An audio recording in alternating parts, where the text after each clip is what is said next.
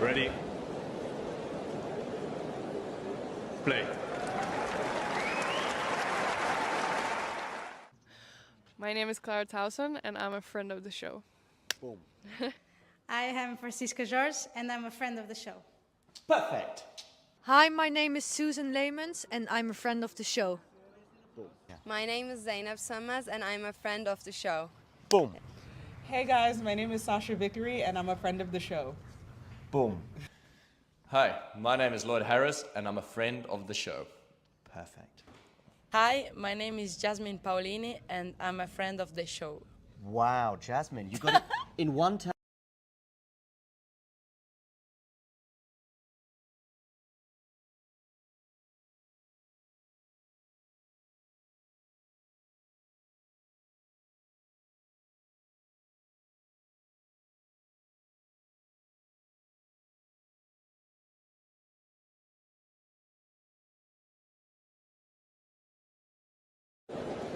Ready. Play. Quick refresh on my top 10. Number 10, Andre Rublev. Number 9, Tommy Paul. Number 8, Francis Tiafoe.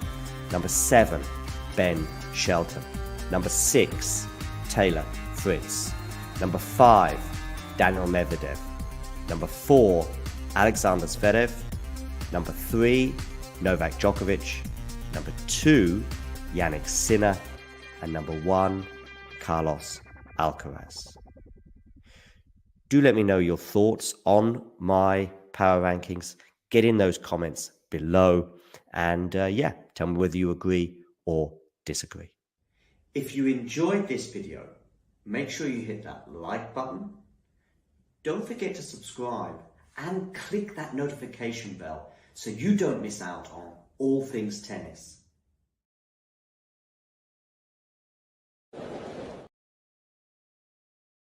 Yeah, get in those comments below, guys. Tell us what do you think about the power rankings. Anyway, I just only played it because I still had to drink some water.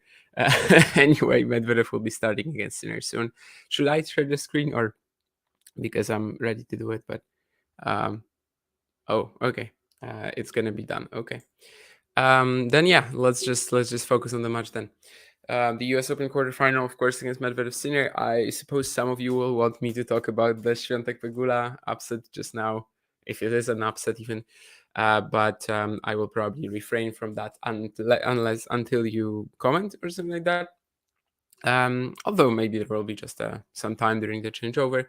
But anyway, for now, let's just kind of do some Sinner Medvedev intro. Obviously, this is pretty massive for both players. As whoever wins will be the title favorite from here, and in fact will be kind of like regarded as a, well, he probably has to screw it up in order not to win the title. Like that's kind of where we will think about it, right?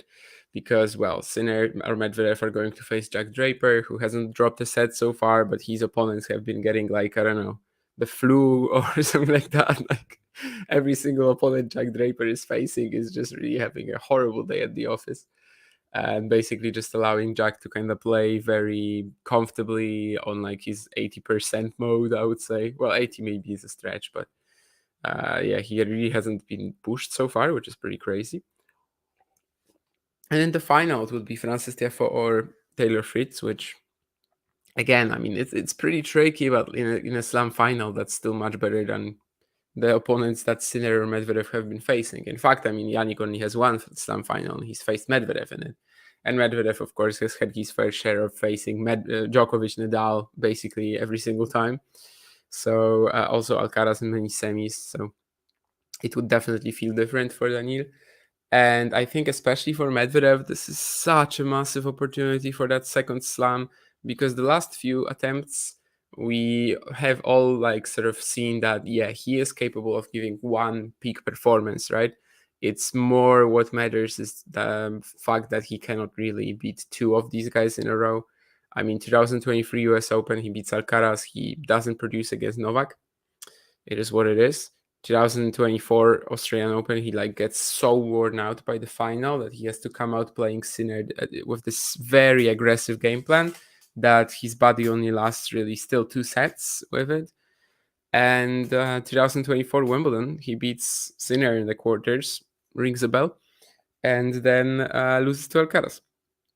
So yeah, I think this time the fact that there's no Novak, there's no Carlos left in the event, I don't know if he's going to get a better opportunity, but, well, that better opportunity requires him to beat Sinner, who is still at an incredible win rate for the season, who won 5 of the last 6 clashes he had with Daniil. Of course, not winning the last one in London on grass, but, well, that's still 5 out of 6. And there was a moment when we were kind of saying that, okay, he's got Medvedev figured out now. It's just that Wimbledon that's kind of impacted us. And now, well, the first game might not go too bright for Medvedev as he was 40-15 up. Jannik plays this incredible backhand winner here to set up breakpoint. Let's see if Medvedev can stay in this. He can with a very sharp backhand angle. He actually forces Jannik to make a bit of a decision, and that decision was to go even sharper on the backhand cross, which ends up falling wide. I got my sleep. I got my, well, I can't call it beauty sleep, but I got an up shortly before this match, and sort of, let's say, it still overlapped a bit with Świątek Pegula. So I am ready, hopefully, for the long haul here. I think I'm going to be here until the very wee hours of the morning in Poland. We'll see when this match ends. Is it going to be 7 a.m. for me or something like that? It probably will be. But I feel fresh, I feel ready, and hopefully you guys are ready as well. Daniil Medvedev shows he is ready as he saves the first breakpoint of the match and takes the first game. Well, there are also some concerns, obviously, as usual, regarding Jannik's fitness. They haven't really appeared all that much in this event, but if it goes super long, the New York humidity tends to be quite brutal. We'll see. Last year, he lost a 4-hour, 41-minute marathon, I think, to Zverev. Of course, that was in the 4th round. In 2022, he lost in over 5 hours to Alcaraz, but there were no physical issues whatsoever. It was that Zverev match that was a lot tougher. And in fact, even Zverev, he ran out of fuel for the next clash as well. So Medi seems to double fault more these days. Yeah, I mean, his double fault rate has been very high over the last 2 seasons. I think he's pretty much among the top players. I'm pretty confident he's like the highest percentage double faulter, if that's even a word or how you can use that. But yeah, I mean, Bublik, I think, obviously is higher. I think, at least I'll check this, but I would assume. But I just wasn't counting Bublik as a top player, I guess. But yeah, I mean, for not really going for all that much on his second serve, for the most part, he definitely double faults it on. Of course, Daniil can also play that super aggressive strategy of just going for 2 first serves. We remember him beating Novak like this ages ago. What was it, 2019 Cincinnati, I think. So that also ups it a little bit, definitely. But still, I would say that, as a general rule, he does kind of double fault way too often for the type of approach he has. And yeah, just to kind of give you the data on this, basically we've got Bublik at 8.4% double faults, and Felix at 5.7, and then we have Medvedev at 5.2. So yeah, you can see that Felix and Daniil are kind of the guys that need to be criticized here. Bublik, I mean, this is part of his playstyle, right? This is part of his game. So, but yeah, Felix and Daniil are kind of the worst in the top 50 among the top 50 when it comes to double faulting a ton. Well, this was definitely a sharp game from Sinner to start. I mean, just unplayable serving and big hitting, really. If we put it to double faults per every second serve point, then we also have Pedro Martinez ahead of Daniil, but he's still very high. So, and well, he starts the next game with a double fault, so we definitely are talking about it at the right moment. Sinner, in case anyone is wondering, just for the sake of comparison, is quite lower down the list. I mean, he just doesn't double fault that often. Jordan Thompson, interestingly, is the player that double faults the least, which is somewhat interesting. I mean, I'm not well. I mean, it's not like I thought of him as someone who just double faults every game or something like that. Definitely not. But I don't know. I just also didn't have the idea in mind that this is the guy who just never does it. But apparently, yeah, Jordan Thompson. All right, low 30 here after Medvedev overcooks the forehand wide. As usual, I am not responding to the Ken Ganara or who wins questions, which are clearly sort of like betting related. I mean, I can respond that to me. This is pretty much a 50-50 affair. And Medvedev is in with a real shot. Just needs one of these super high intensity performance he's given over the last year, but of course over the last 5 years at slams, but especially over the last year. I mean, he's done this already, right? I mean, he's beaten these guys. He just hasn't been able to like follow it up. And as I said earlier, this time that's not a problem. So if he can just like go all out again, play at that super high intensity we know he can have, and potentially maybe put some just question the Sinner physicality a little bit later in the match. That's kind of where his chances could lie.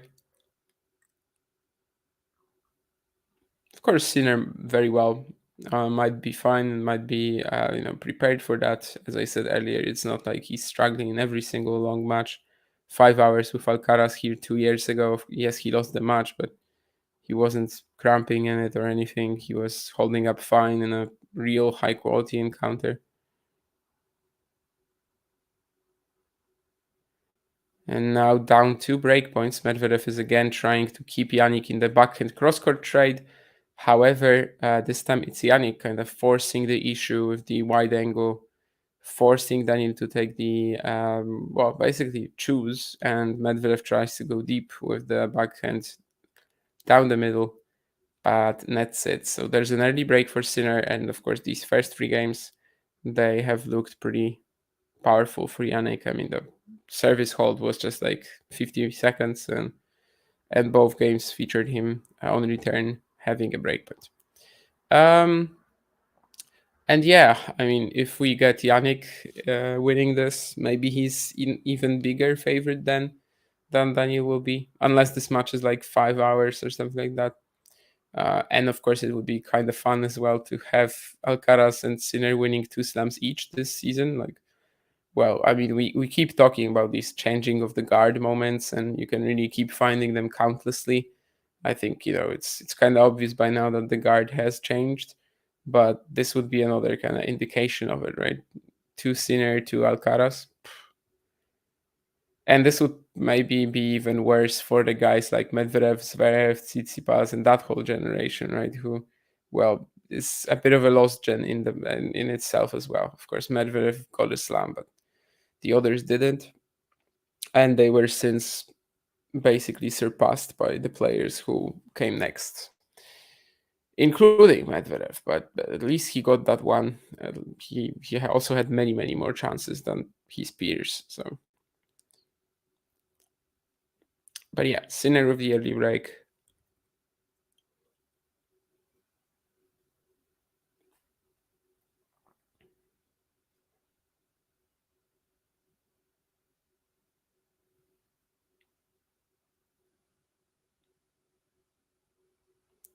At Wimbledon, of course, when they played, the first set went to Sinner and was like very entertaining. Lots of drama, lots of choking from Medvedev. It seemed like he might have kind of needed it, right, to potentially win.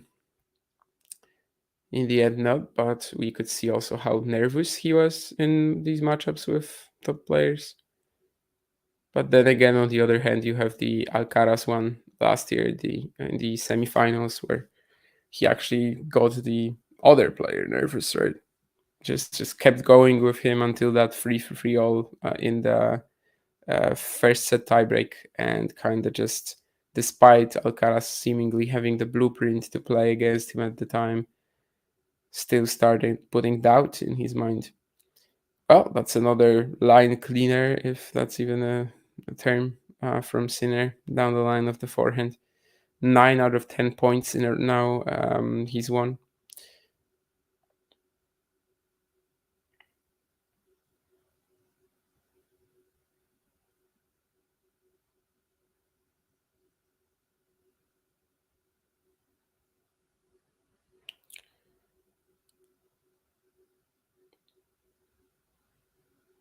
This looks a little better though in this rally from Medvedev. He plays a very nice slice to the Sinner forehand here. What an angle of the backhand too, but you can see how much discipline as well this is taking out of him.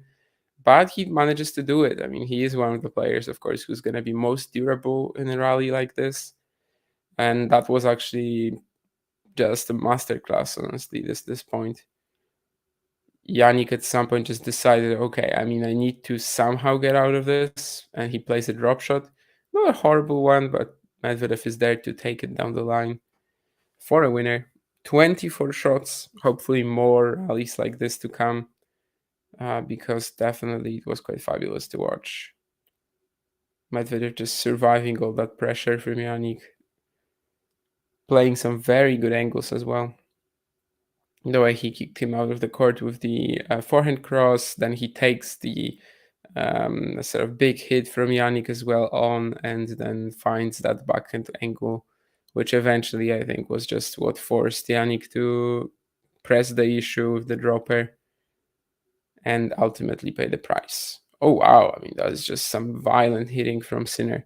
Still isn't the point, Medvedev, though. I think there was one forehand where Jannik could have gone maybe a little more, braver in the other direction here, but still, the ferocious forehand hitting just gives him the point here anyway.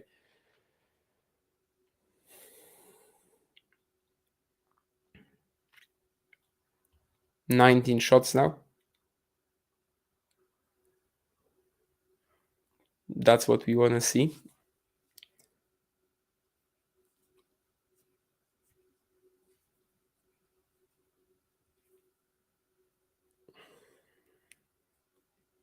Of course, if Medvedev made that final counter, it would have been even more ridiculous. But yeah, that would be in the ridiculous territory. Sinner in a good position to lead 3-1, consolidate the break after an unreturned serve. Medvedev was trying to put that lob return in on the baseline, but it's long.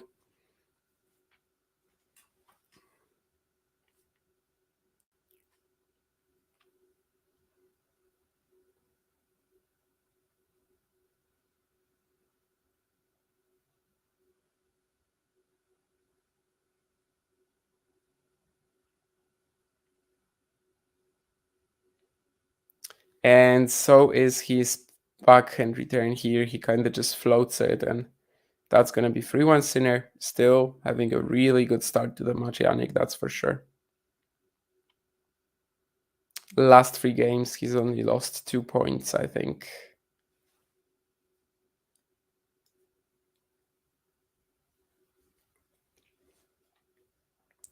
So let's see if Medvedev is able to take his first easier service game of the match now, or if there's going to be more issues coming, and you could probably imagine going down a double break here would be really tough to get back from. The quality of his serving, of course, has been a big topic over the last few months. He has himself stated that the shoulder issue that he had over the summer, spring, just wasn't really allowing him to practice his serve as often, as efficiently as before, which might be the largest part of that issue for sure. But yeah, this has been a bit of a conversation. He's not a player who relies on his serve maybe all that much. Obviously, it's more about the quality of his baseline game, how he absorbs space, how he redirects, how he scrambles, and basically what a nightmare to play against he is. But I think obviously if you can match all that with a huge delivery, that kind of also strengthens your game so much.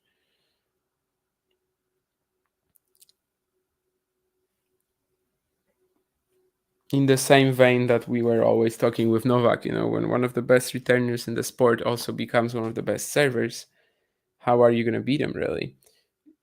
And yeah, when Medvedev had a slightly stronger serve, that definitely also was raising the ceiling of his game. But he's done fine. Yeah, obviously he's beaten Sinner. Hasn't won a title in a while, but he's beaten Sinner at Wimbledon. He's beaten Alcaraz at the US Open. I mean,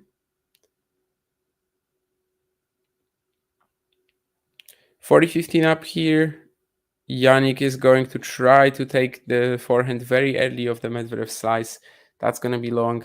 So 3-2. That first pretty clean game on serve for Daniil is happening so far. All right, we have some comments. I was shocked Jorge Sanchez is 30. He's 30? Really? I had no idea as well. Was that one of the best wins of his career? I mean, obviously. I don't think he's had anything comparable, to this, beating a top 100 player. I mean, up until last year, he was kind of a bit of an altitude specialist, maybe is a stretch, but a guy who at the challenger level just doesn't really do any impact. Now he suddenly kind of is impressing with that bigger serve and baseline consistency. It's like a Hugo Grenier type of game or something like that if you wanna go there. But yeah, I mean, he hasn't had anything comparable to beating Federico Coria, obviously. I mean, this year he won a match in Estoril, right, in the main draw, but that was against Llamas Ruiz or something like that. Anyway, it wasn't really anything that amazing, but yeah. Jaime Faria. It was Jaime Faria even, yeah. So yeah, but Llamas Ruiz beat him actually, yeah. So I think Jorge Sanchez, yeah, this is by far his best win. But I also didn't know he's 30, to be honest. Do I take a nap to prepare for late night streams? Yes, I did take a nap to prepare for this. I would say it's not a rule or anything, but yeah, I did.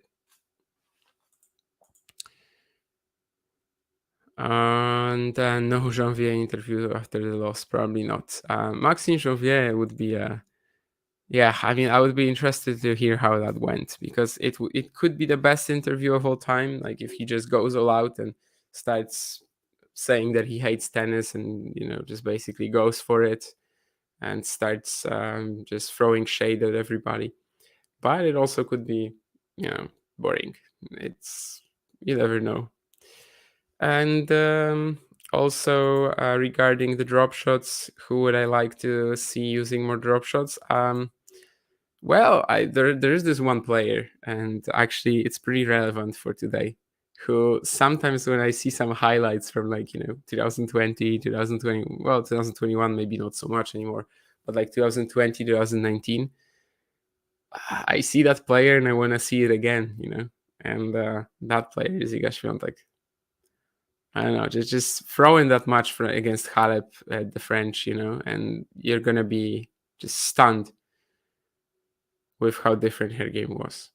Better, worse? You tell me. Less repeatable, less mechanical? Definitely. Less consistent? Probably. Anyway, what an insane scramble here from Medvedev. I mean, Sinner had the whole court wide open, but he only just picks it up with the half volley without that much pace on it, actually. And he is unable to put it away. But yeah, that was basically from the clock to the net, pretty much. And yeah, I think I didn't finish my thought on the naps. Yeah, it's not a rule that I will take a nap before that's sort of a stream. Depends on kind of how my sleeping patterns have been, but yeah, this time I knew that it will help me out a lot if I do. So I slept for 2 hours and change, I think, before watching most of Świątek Pegula. And I think I should be ready for this. Well, let's see if Daniil Medvedev is ready to fight for a rebreak. This rally just ends up with him just slowing the pace down to the Sinner forehand cross, and eventually it's Jannik making that error. I think so far we've kind of been seeing Medvedev try to stick with these serve trades a ton. just keep going cross with Jannik either on the backhand or the forehand side, and usually Jannik is not going to unload on something like that down the line, I think. Or at least, not if he wants to, if he doesn't want to dramatically just lower his angle, lower his margins and stuff. 15-30 anyway. It's a double fault from Sinner, who was trying to maybe even come in after the second serve based on his footwork, I would say. But anyway, 15-40. So 2 chances for Medvedev to break back. Jannik definitely started much better, but honestly, this game is all about that second point, right?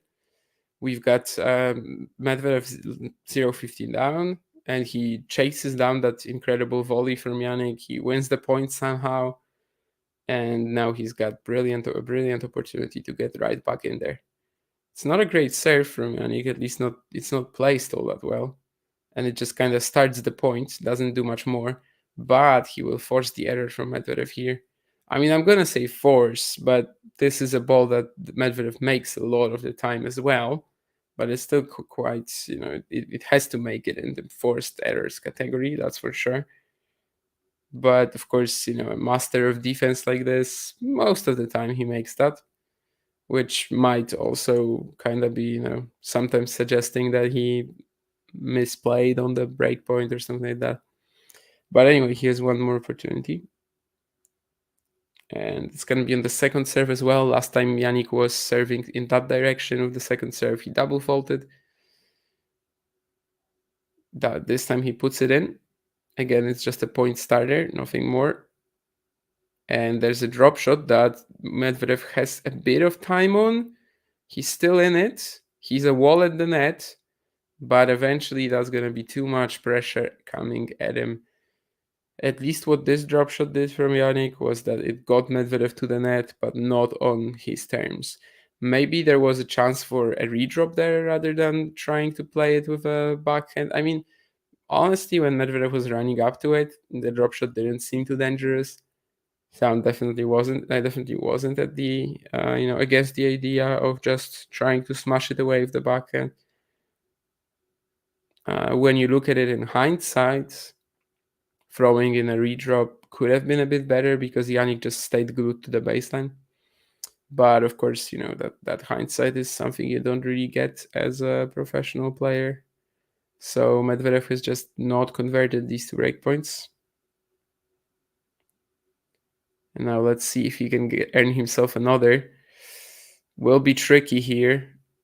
Yeah, that lob is just way too short. Jannik accelerating like very just confidently on that first +1 forehand. First +1 forehand, huh? Anyway, on that +1 forehand, and that kind of set the tone for the entire point. Had to be a perfect lob from Medvedev if he wanted to win it, and it just wasn't. But Medvedev was like in trouble from the start, despite seemingly putting a pretty decent return in.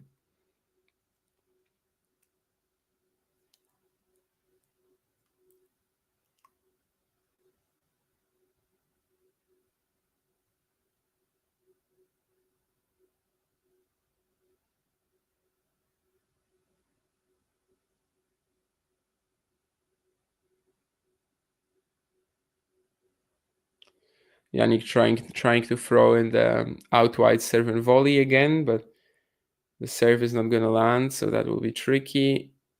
And he will get the game though. Medvedev kind of going all out there with the inside out, with the run around forehand. He was trying to really put pressure on Jannik, but just didn't work whatsoever. And it just left a lot of space for Jannik to hit into if he was able to take it early still, despite the pace coming at him. And he did. So yeah, 2 breakpoints for Medvedev go. Unconverted, and we still have Sinner up a break with 4-2. Was that the first set right there? We'll see.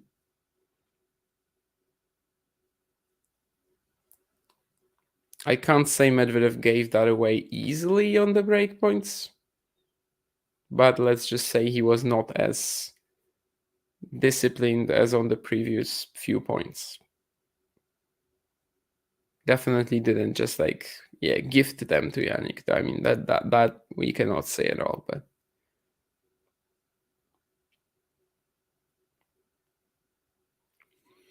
yeah, especially that second point maybe we might be remembering later as well. Still, it was quite fun and like had that whole moment when Sinner is just going at Medvedev, who's at the net. Medvedev is barely touching these volleys and barely putting them in play, and that was on the break point. So,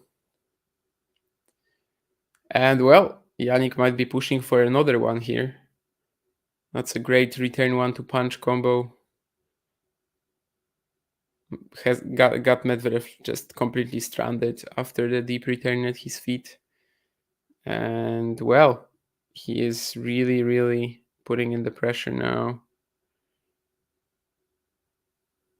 Opens up the court for himself here as well. Medvedev going for a running counter of the forehand, and it's going to be 3 breakpoints for Sinner of 40. Medvedev changing his racket again. He did it as well last game, pretty much, or like, yeah, I think last game, advantage down.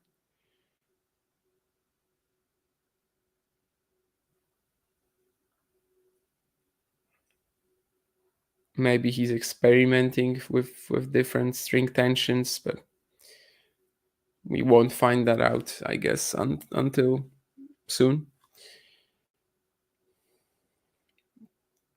3 breakpoints for Sinner, and it's also going to be on a second serve. So, well, if that previous game could have been the set right there, then of course winning this one would be even better for Jannik, and it is 5-2.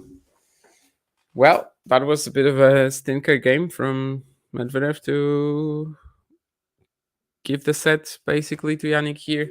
I mean, the Italian, of course, deserves a lot of credit for standing strong in the previous game on the 2 breakpoints, but well, the reward was another break.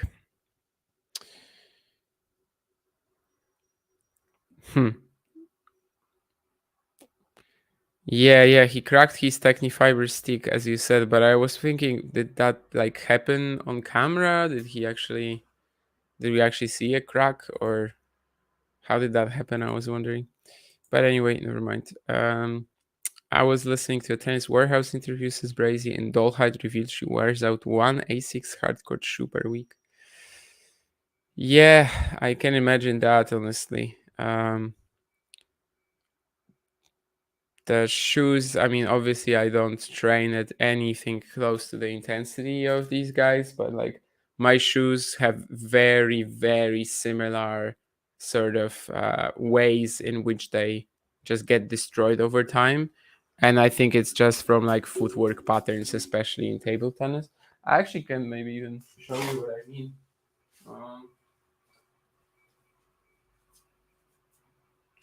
I have some old shoes here. I'm not reusing them anymore, but like there's always cracks here on the sort of sides of this. Oh yeah, this is already breaking, right?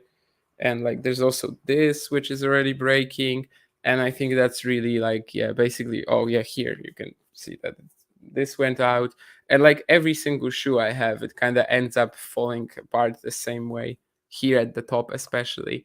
And I think it's just, yeah, sliding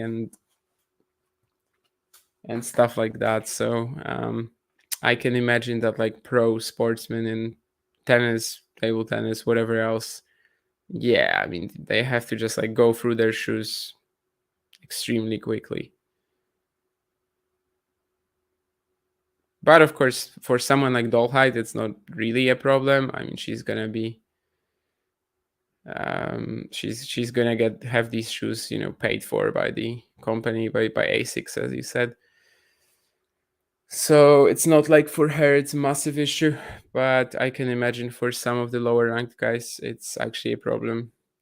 In fact, I recently heard this story, which is completely random. I'm not gonna mention who, but a friend of mine basically bought shoes for a certain women's tennis player who is like 500 or 600, and she has to pay him back later, and it's a bit of a mess. But yeah, I mean, she was also like in desperate need for some new shoes. which, yeah, I think lower down the ranking list could be if you don't have the sponsorship for the shoes, or if you don't have the, any sponsorship really. It could be a big issue. Yeah. And of course, that only strengthens the gap later on when you kind of break into the big money, and you just, you can kind of keep going and not worry about a lot of stuff that maybe a year earlier you were just constantly thinking of and constantly struggling with. And someone who has made the jump just basically has that ability to stay up there. Anyway, 40 love here for Sinner, so it looks like this set might go very smoothly for Jannik in the end. He's clearly been the better player. The 6 backhand unforced errors from Medvedev kind of stand out, that's for sure. And yeah, he's just been clearly better today so far. That is Kalinskaya on our screens.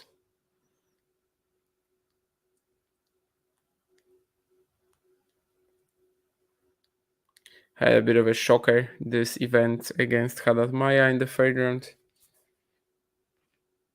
Of course, this match will be famous anyway because of that video review rather than her performance or even Bia's performance, but it is what it is.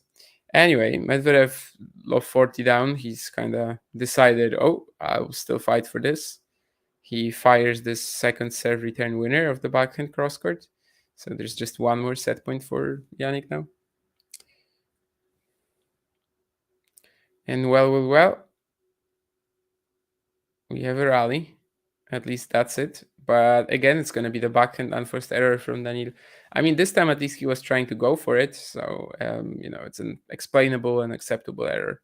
There were a few earlier which were kind of uncharacteristic, I would say. So yeah, overall, a pretty clean set for Jannik. There was this one moment when Daniil could have been back in it, but obviously, we know what happened on the 2 break points.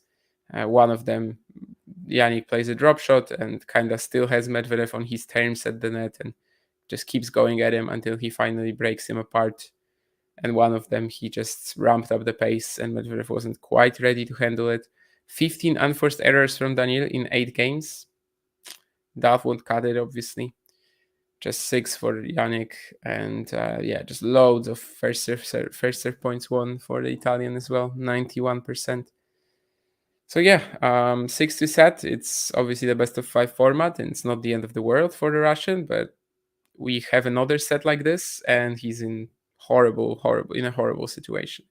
And if the game plan today, obviously it's not going to be the game plan, but if it becomes at some point evident that like Medvedev might also win this match because of like fatigue, because of potential, just physical issues for Jannik or something like that. This isn't also an ideal set for that, right?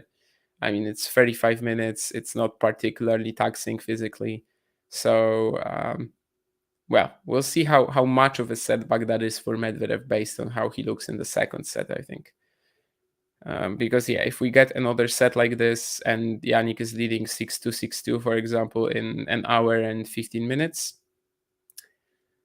then that would be an incredible comeback that Medvedev would have to pull off. There would be kind of like nothing to really grasp at, there would be no straw to clutch at.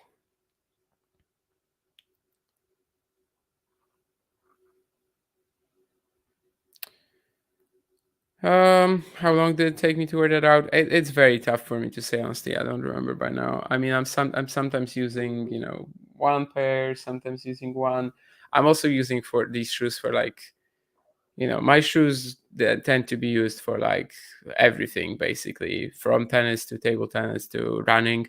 But I've definitely been a little disappointed with how, it seems that I buy shoes and then, I don't know, after like half a year of playing, they already have some cracks. They already have, obviously I'm not a professional sportsman, so like I don't mind if they're cracked a little bit, I still kind of go past their expiration date, but there were definitely moments when I felt like, okay, so I'll buy myself some quality shoes and and they will probably last. And then it's just the same cracks, same spots, which just clearly indicates that they aren't really built for that sort of use, I guess.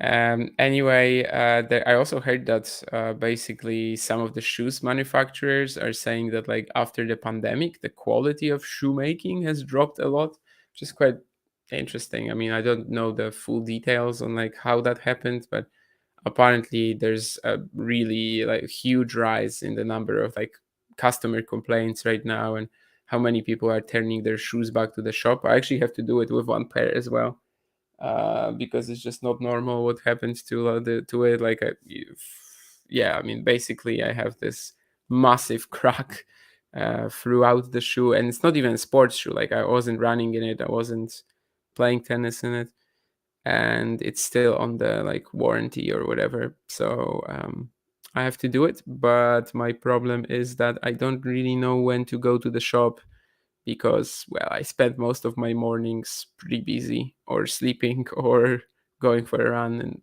yeah, I mean, I can probably do it. I mean, it's just excuses, right? But, well, I don't have that much time to actually get there, because I will be going to Szczecin on Saturday. Tomorrow is Thursday already, right? I mean, tomorrow, today, I suppose.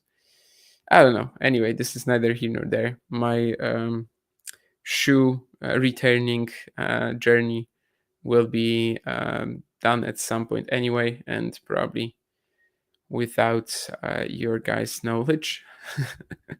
Anyway, of course, imperative for Medvedev to start the second set well, just not fall behind. But, well, he has a double fault here to go 30-all. Could this batch be a bummer? I mean, it could be. It very well could be. If we get 3 sets like this, obviously it will be. 4 double faults for Medvedev already, so I guess that was 3 out of the 50 that forced errors. Which I guess makes it a bit easier a bit better in the opening set, but, well, it was still a lot of like neutral backhands he missed. Does Jannik make the baseline here? Yes, and that's gonna be a breakpoint for the Italian.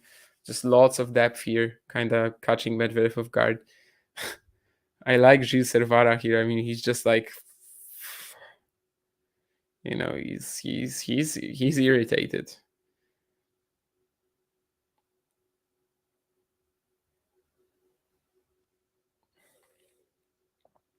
Very short return from Sinner. Medvedev puts it away into the crowd. A woman who caught it seems like she will be probably keeping it. I think at the US Open it's been a policy for some time. Oh, but she's so lucky. It like ricocheted of another person that just fell into a completely different row.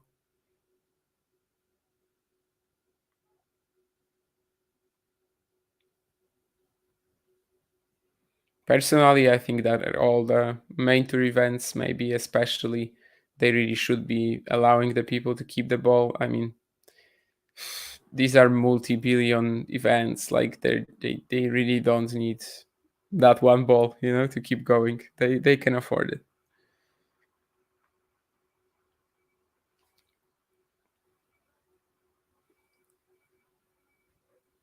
And now it's Daniil on the game point.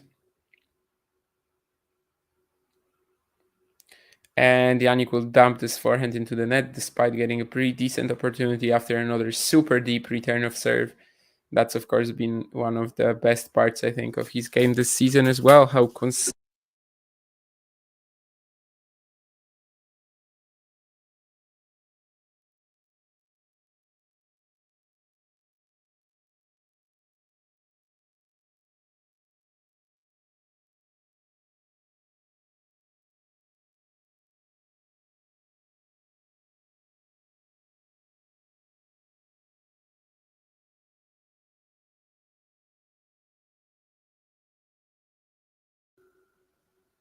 Okay, my mic went out for whatever reason, but it should be fine.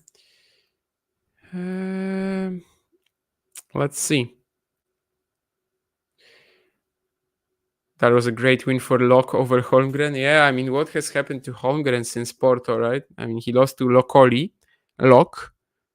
You see, maybe he has issues with players who have Lok in their name. Who else has Lok in their name? I don't know. Maybe these are the only two guys who are gonna be beating him right now. Oh yeah, I mean, I tried that, yeah, Keen. Sure, I might try that anyway. Actually, I mean, I'll probably do horribly, and probably they will not invite me back. But I might try that at some point. Actually, it sounds like, just go have a chance to win some money, play on stream as well. Could be fun. But yeah, I'm assuming that I would be probably like in of course the difficulty level there can like vary depending on what sort of people you get on the day, but I maybe I will. I mean, I think there's one here in Gdańsk. I'll think about it maybe when there's some time that I can kind of dedicate to it a bit more, maybe in December. We'll see. Injury hampered him at Wimbledon. I mean, the right hip. It's still, it can hamper him again. Like, Jannik's physical issues are popping up from time to time, even in Cincinnati against Zverev, even in the title he won there. And yeah, I think we cannot feasibly still be underrating Daniil Medvedev on hard courts. I refuse that. I literally no. It's something I have to stand against.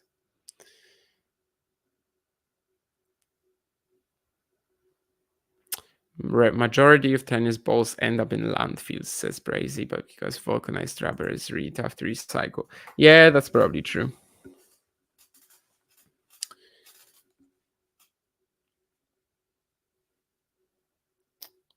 That's why, that's why I play with my balls until they literally. I play with my balls, by the way, great sentence. But with my tennis balls, I play until they literally cannot bounce anymore, because I respect the environment too much. Anyway, 1530 rally. This is somewhat promising for Medvedev, but he has to stay clean here and hope that Jannik misses somewhere down the line. And he did. He literally just did. So it's 2 break points for Medvedev again. Of course, when he had that in the first set, it was for a rebreak. This time it's, well, much earlier in the set, but still would put him ahead for the first time in this match, really. I mean, I know he won the first game of the match and theoretically went up, but after that, Sinner just has that 1 minute hold, and it never really felt like he was actually up. Whereas this time, it could. 2 breakpoints, though, really has to convert here. And again, it's just that point starter from Jannik down the middle, but Medvedev still misses the return. Was he just surprised by that approach to the first serve from Jannik? I don't know. But that's really an unforgivable miss given his situation here. And there's only going to be one more breakpoint now. You expect Jannik to probably, for the most part, his spot serving to be a little bit better than on the previous point. That's not an ace. That was close, though. So second serve. I mean, at least put the return in play is what Medvedev has to do here. It's actually a very good second serve from Jannik, and Medvedev has to go for a forehand block. Survives, but yeah, he's not in control at this point. Definitely not. And Jannik is attacking to the net. Medvedev still has time for a lob. This time he will probably take it. Oh my goodness. Show me the close goal. I mean, did he make it? I think he did, right? Okay, this was pretty crazy. But yeah, basically a great second set from Jannik. It really put him on the offense. This forehand down the line was lovely. The volley, he was still in a pretty uncomfortable position, I would say. And he can just barely touch the Medvedev lob. Barely. And Daniil can put it away with the backhand down the line. I mean, you can see based on his reaction here with the replay that he was not sure if he made it at all. Like instantly, he's not even looking at where the ball landed, but just instantly to the umpire. But yeah, it's in, so he has the break. No excuses now, right? I mean, just gotta keep going, serve it out, and take that second set and put us back right at the start. Let's see if he can actually pull that off. Whoa, pretty crazy to go for the drive here, I think, but he manages to make it work. Naomi Osaka could never, if anyone remembers how the match against Karolina Muchova ended. It's funny because I was reading this praise today that like Muchova is, going through the event without dropping a set so far. And yeah, obviously, I mean, she deserves a lot of credit for it. She's been fantastic. But if you remember that second set against Osaka, it just gets kind of funny, if you think about it. Naomi was, of course, 5-4 for the love up, and yeah, what she did from there up until the very end of that set is. But I mean, for Muchova also, I think maybe. Well, I mean, could she beat Świątek on a court like this? Obviously, she could. So maybe it's not even like that big a deal for her that Pegula won today, but it could help. I think at this stage, obviously, the big favorite is Sabalenka. When she played Pegula in Cincinnati, she didn't crush her, but she was confidently the better player. And yeah, I mean, Navarro, she's beaten Arena this year, but I don't know. It would still require, I think, Arena's level to dip quite a lot. So there is one favorite for the US Open on the women's side right now. And that favorite, I guess, was also the favorite before the tournament began. So it's just things are getting a bit clearer now. Anyway, Jannik with a return 1-2 punch to get us to 30 all. And Medvedev once again will not be able to just contain his errors in the cross-court trade. That is a lousy forehand into the middle of the net, and it's going to be a breakpoint right back for Sinner. Didn't feel like we had this coming on 30 love up here for Daniil after he hit that drive volley that took quite a lot of confidence. Maybe wasn't even the best idea, but it worked. Anyway, second serve as well, breakpoint down. This will be brutal for him to lose that advantage so early after taking it. But now we have Jannik with an error that probably didn't need to happen. Was trying to come over his backhand, was trying to find a deep baseline shot, but not quite enough.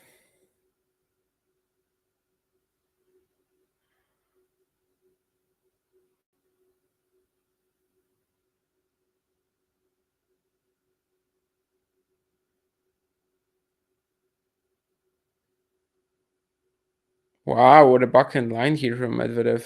And it's actually going to give him the point as well. I thought Sinner might still, get back into this, put the squash shot in somehow and survive. But no. There was this one shot in this rally where like Medvedev's contact point was so uncomfortable. But then again, he's a guy like who, with his technique, he plays everything in an uncomfortable manner, right? So maybe that kind of helped him out to handle it. But yeah, he just manages to claim the point after a beautiful redirection down the line. So, well, it's going to be free love after all. Kind of took the scenic route to get there with the break point. Jannik helped out a bit, though. And we have a pretty decent lead now. Swarna, yeah, I think Iga was your pick for the title, right? But, I mean, it's just happened again.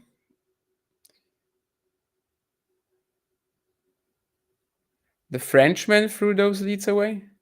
Who are you talking about? Agamenone? He's an Italian. I mean, he plays for Italy. He comes from Argentina, plays for Italy.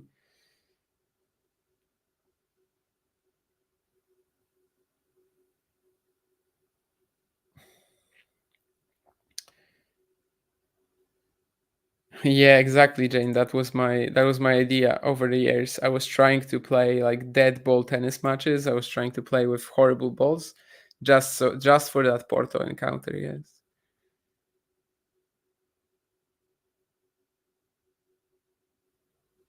I don't actually think so, Keen. I mean, I bought new balls recently, and to be honest with you,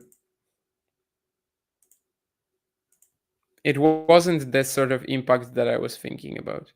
Of course, yeah, sure, it's gonna be maybe a little less like, the serve isn't gonna do as much damage, but I feel like I definitely do not suffer all that much when I'm playing with older balls. I mean, you should not use balls more than 2 or 3 sessions. It's just, economically impossible, I think, for a lot of players. More chance of South Korea or Ireland winning their Davis Cup ties.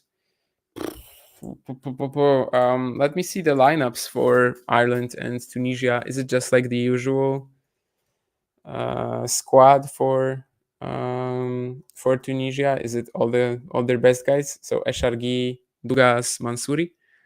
Because if it is, then I think.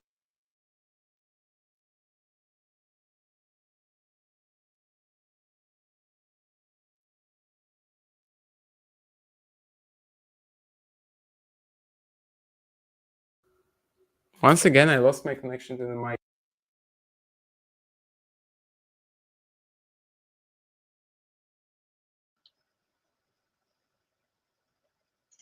That's not the mic I want to use, by the way. To fix my original one. Okay, now it should be okay. More chance of South Korea or Ireland winning the Davis Cup ties. Yes, I'm getting to this. So, who do we have here? Dugas, Eshargi, Mansouri, Uaka. Yeah, on clay, I mean, this is almost unwinnable, right? I mean, what's the chance that Agvi goes 2-0? And you kind of need that. I know Conor Gannon isn't horrible on clay, definitely not. But, I mean, is he going to beat Eshargi or Dugas? Probably not. And the doubles are very strong for the Tunisians as well. I think kind of regardless of who Mansouri plays with. I don't know. On clay, this looks pretty unwinnable for Ireland. Like it would be a great upset, and actually South Korea would be a great upset as well. I mean, just the sheer fact that Hong and Kwon probably have to go better than 2-2 against Kashnikovsky and Majchak. Like it's not impossible, but it would take some real peak performances from them. I'm not super convinced Poland will win though. I'm not gonna be there to see it. I'm gonna be in Szczecin. But I hope that we're going to win, and then we're going to play some nice Davis Cup qualifier in February, and then I would go to that if it's in, close by in Europe or if it's a home match. Anyway, 15:30 actually. I'm going to talk about Iga, I guess, in a moment, as Swarna is also mentioning that. And also the Topo handshake, sure, although I don't actually have that much to say given I didn't see the match. Anyway, we've got Medvedev in the rally at 15:30. He tracked down a drop shot on the previous point and put away the smash. Trading backhands cross with Jannik now. And he's actually not going to make it for that shot. And again, I would say for most players, that's a forced error. For Medvedev, you can kind of think it's not. It's kind of doable. But yeah, even though he has no consistency on serve, he's definitely keeping himself in the points a bit better this set, and just not allowing Jannik to dominate as much of the ground. You can see how that lack of, let's say, serve proficiency is impacting his game the last few months, though. That's lovely from Jannik, just a classic serve and volley out wide play against Medvedev that Alcaraz has abused on so many occasions. Some good analysis from Brazy as well. My thoughts on the Topo handshake are I didn't see the match, so I don't know what their beef was. From what I know about both players, I mean, I haven't actually met Topo. I have talked to Jean-B before. It cannot be Piros that started it. I mean, I don't think he would like hurt a fly, really. I mean, he's pretty angry at himself right now in terms of, how he's performing on the tennis court. That's something that can definitely bring out some frustration in him, but I have never really seen him, sort of directed at anybody else, I think. So I would say that it's likely that Topo was kind of the perpetrator there. But yeah, clearly there was some bad blood between them if Piros goes to the net and Topo does that. And well, Jannik loses another point after a drop shot. Once again, Medvedev tracks it down pretty well. He's been doing that great today. I mean, what's the secret behind it? Is he just anticipating well? Perhaps. Jannik, of course, over the years has not been the best drop shot player / well, really anything that goes along with touch. But last year, he managed to improve that a ton. And that's kind of how, I thought Cahill and Vanozzi were just doing an excellent job and really allowed him to turn that matchup around with Medvedev in Beijing, give him more options when he's struggling to hit through an opponent. And, well, today they haven't been working out that well. Wow, massive forehand cross from Medvedev. He's going to drive volley this away as well. That's one of the best points that Medvedev played today, honestly. Just that combination of really sticking a bit closer to the baseline and taking a big forehand like this. It's kind of a non-Daniil Medvedev forehand, if you may.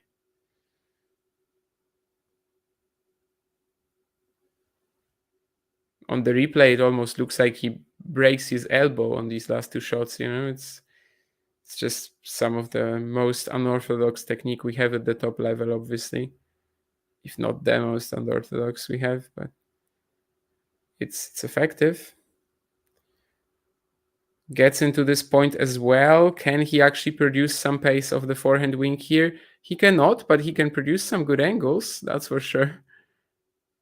But yeah, he allows Jannik to be back in this, as of course it's just not that easy for him to accelerate through the forehand. But Jannik eventually will make an error, so there's going to be one more breakpoint for a 2-break lead for Medvedev. That would be massive. I mean, at 1-3, Sinner is still right up there with him, right? Especially with how tough most of the Daniil service games have been. But for love, and we're talking about a set you just really cannot lose on if you want to win the match. Criminal. It would be criminal.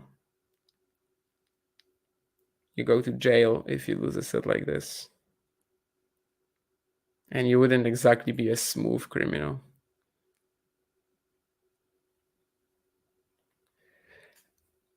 Anyway, second serve. Medvedev attacks his second serve return. And I guess he just barely missed it. Honestly, on the feed, I thought he made it. But well, that's, in the previous game, Sinner also had a breakpoint and missed a second serve return. Was trying to find a very deep down the middle angle. This time Medvedev going line.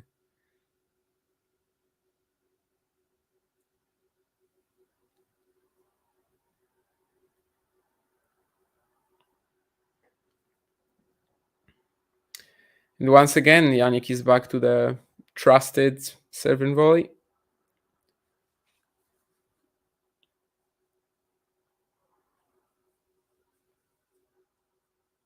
Absolutely nothing Medvedev can do standing that far back.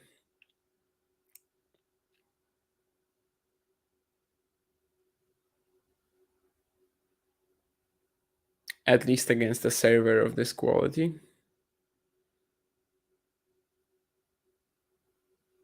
Now we have another drop shot from Jannik, but this has not been working out for him at all. Daniil is so fast at it again. And it doesn't even feel like he anticipated it this time. I actually want to see the replay of this. But no, I think he actually starts running for it like midway and still manages to catch it well before. Yeah. I don't know. This doesn't seem like he anticipated this one, actually. He just sprinted at it like a madman and still got good control. It's a very good first serve return in play from Medvedev. Let's see if he can win the point as well. Absorbing Sinner's pace pretty well in this backhand cross-court rally. And he's going to get an error as Jannik is trying to switch down the line. He's really making Jannik bail out of these points in this set, and that has been massive for him. And again, another chance for that 4-love lead. This game has actually been almost 10 minutes long, and I don't have to tell you how important it is. I still haven't gotten to like some of the IGA comments that Swarna posted. I will in a short matter of time. Just this game obviously is quite crucial.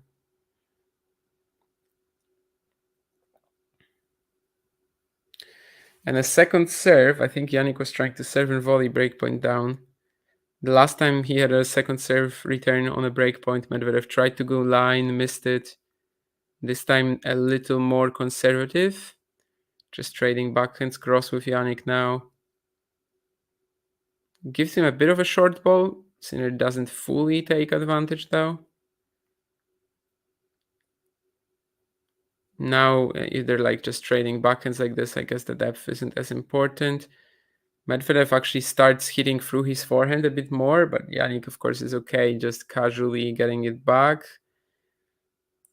But eventually, he's just gonna make an error on one of the more makeable balls, which actually has been happening quite a ton, right? Like Medvedev is putting in the pressure with the forehand. Of course, it's limited with his technique, but he's kind of making it work. Jannik can get to all of it, but then if he like manages to make him stretch a few times, eventually maybe Sinner will miss the next shot that's more, regulation. And yeah, that's what happened here again. And I will also say, oh yeah, a lot of comments.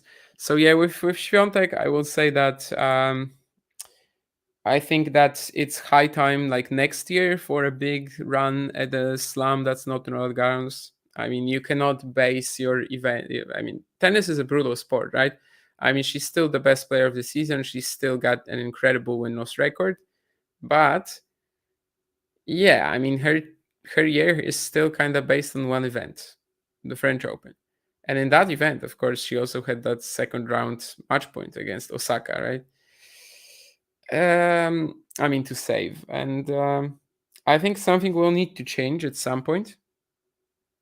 That's for sure. And it's been time to kind of think about some way to break out of her bad days, basically, because yeah, she gets out onto the court today with Pegula. She cannot handle the pressure coming off the flat shots of Jessie deep at her forehand. That's one thing, of course. That's a technical issue, sure. It's not that easy to work on that, obviously, with her grip, but she also doesn't really have a plan B, right? To kind of try to throw in something when the usual game plan doesn't work. And then from there, it just kind of descends into that huge hole, basically. And yeah, she just keeps going like that, and eventually is probably gonna just make 40 unforced errors and lose. So there's a lot to think about, I think, for the IGA team, even if she's still likely to finish number one, or at least be the favorite over Arena in that race. We'll see how that goes. If Sabalenka only really has a shot if she wins the US Open, probably. But yeah, I think by next year it will be kind of imperative for Świątek to get another non-Roland Garros Grand Slam run. And of course, as I've said many times this week, especially because it's kind of been more relevant, the 2022 US Open just changes the entire outlook on her career at the moment. Without that, we're just talking about 4 slams at Roland Garros, which would be amazing, but it would very much make her like not a one surface specialist, given she wins so many WTA 1000s, but a one slam specialist. And the fact that she has that is just incredibly vital for all the discourse that we have on Świątek right now. Well, Medvedev was love 30 down here, but it seems like he will actually handle himself. So, well, if 4-love isn't enough to take the set, 5-love would feel like it for sure. So far, definitely a couple of lopsided affairs here. Even if both players kind of had their chances to make it back, Sinner had that second serve return that he missed, and the third game of the second set, Medvedev had the 2 break points at, what was it? 3-2 in the, 2-3 from his perspective in the first set. But if we get the 5-love lead, we'll still be talking about a pretty lopsided affair for sure.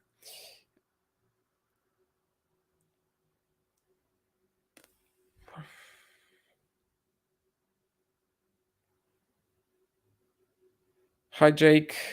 You didn't really get that much to miss. You didn't really miss all that much with Świątek Pegula. I mean, that's for sure. It was not a high quality affair, but it worked for Pegula to get that first semi, and she deserves a lot of credit for that as well. I mean, she was kinda out of it by the time the North American hardcore season began. Like, she didn't really. No one thought she was gonna be in contention for a major this time, but yeah, she's just been the most informed player alongside Sabalenka and fully deserves to be in that semi finally. Medvedev tracks down another Sinner drop shot. I mean, this time I thought that Jannik was probably going to get the point. It was a nice move there with that forehand that kind of allowed Medvedev to get back in this. I think he barely caught it before the bounce, probably, but Jannik is not using the video review. Well, it wasn't barely, yeah. He clearly got it. And then just puts away the volley as Jannik doesn't really have any angle to work with on the pass. Crazy stuff. Was there much of a difference in talent between the Immer brothers? Yes, absolutely. I mean, Elias was always perceived as the stronger prospect, as the stronger talent. Mikhail kind of worked his way to becoming the better Immer brother over the years. But yes, I think that there was a big difference. But of course, we don't really see that in Elias's game more than one time a year. 95% for Sinner in the poll? That's crazy. Anyway, 5-love up now. Great serves from Medvedev to get the game eventually. So, yeah, if he doesn't take the second set, I don't know. I will. No, I'm not gonna say that because I actually have a jump. I have a balcony. I was gonna say that I was gonna jump off the balcony, but no, I actually have a balcony, so I'm not gonna do it. Would I ever try the Medvedev return position in table tennis? No, it makes no sense. I do kind of like falling back a bit and playing off the counter, but I like to do it, sort of work my way into the point like this rather start like it just wouldn't work whatsoever. And yeah, I think Jake, yeah, you're very right. The forehand was wild from Mika as well. I mean, over the years he was just like constantly switching something in that technique and trying to look for new stuff, which he deserves credit for it, but it just never worked out. But I don't know. He will be back probably. The score disappeared. If it's not there after a while, I'll probably just put it on myself. But anyway, do I ever watch the? Okay, it is. Do I ever watch the YouTube channel Punkfinity? Yes, absolutely. I do have a subscription on the channel I've had it for years. I like their videos a lot. They just seem like really cool guys, and obviously some of the shots that they're pulling off are quite insane. They are, they are pros. I mean, at least Mika and Otto. Emil, I mean, used to play a bit. Now he's actually a chopper, and yeah, I mean, his level maybe isn't that high anymore. But Mika and Otto are just pretty incredible. That's for sure.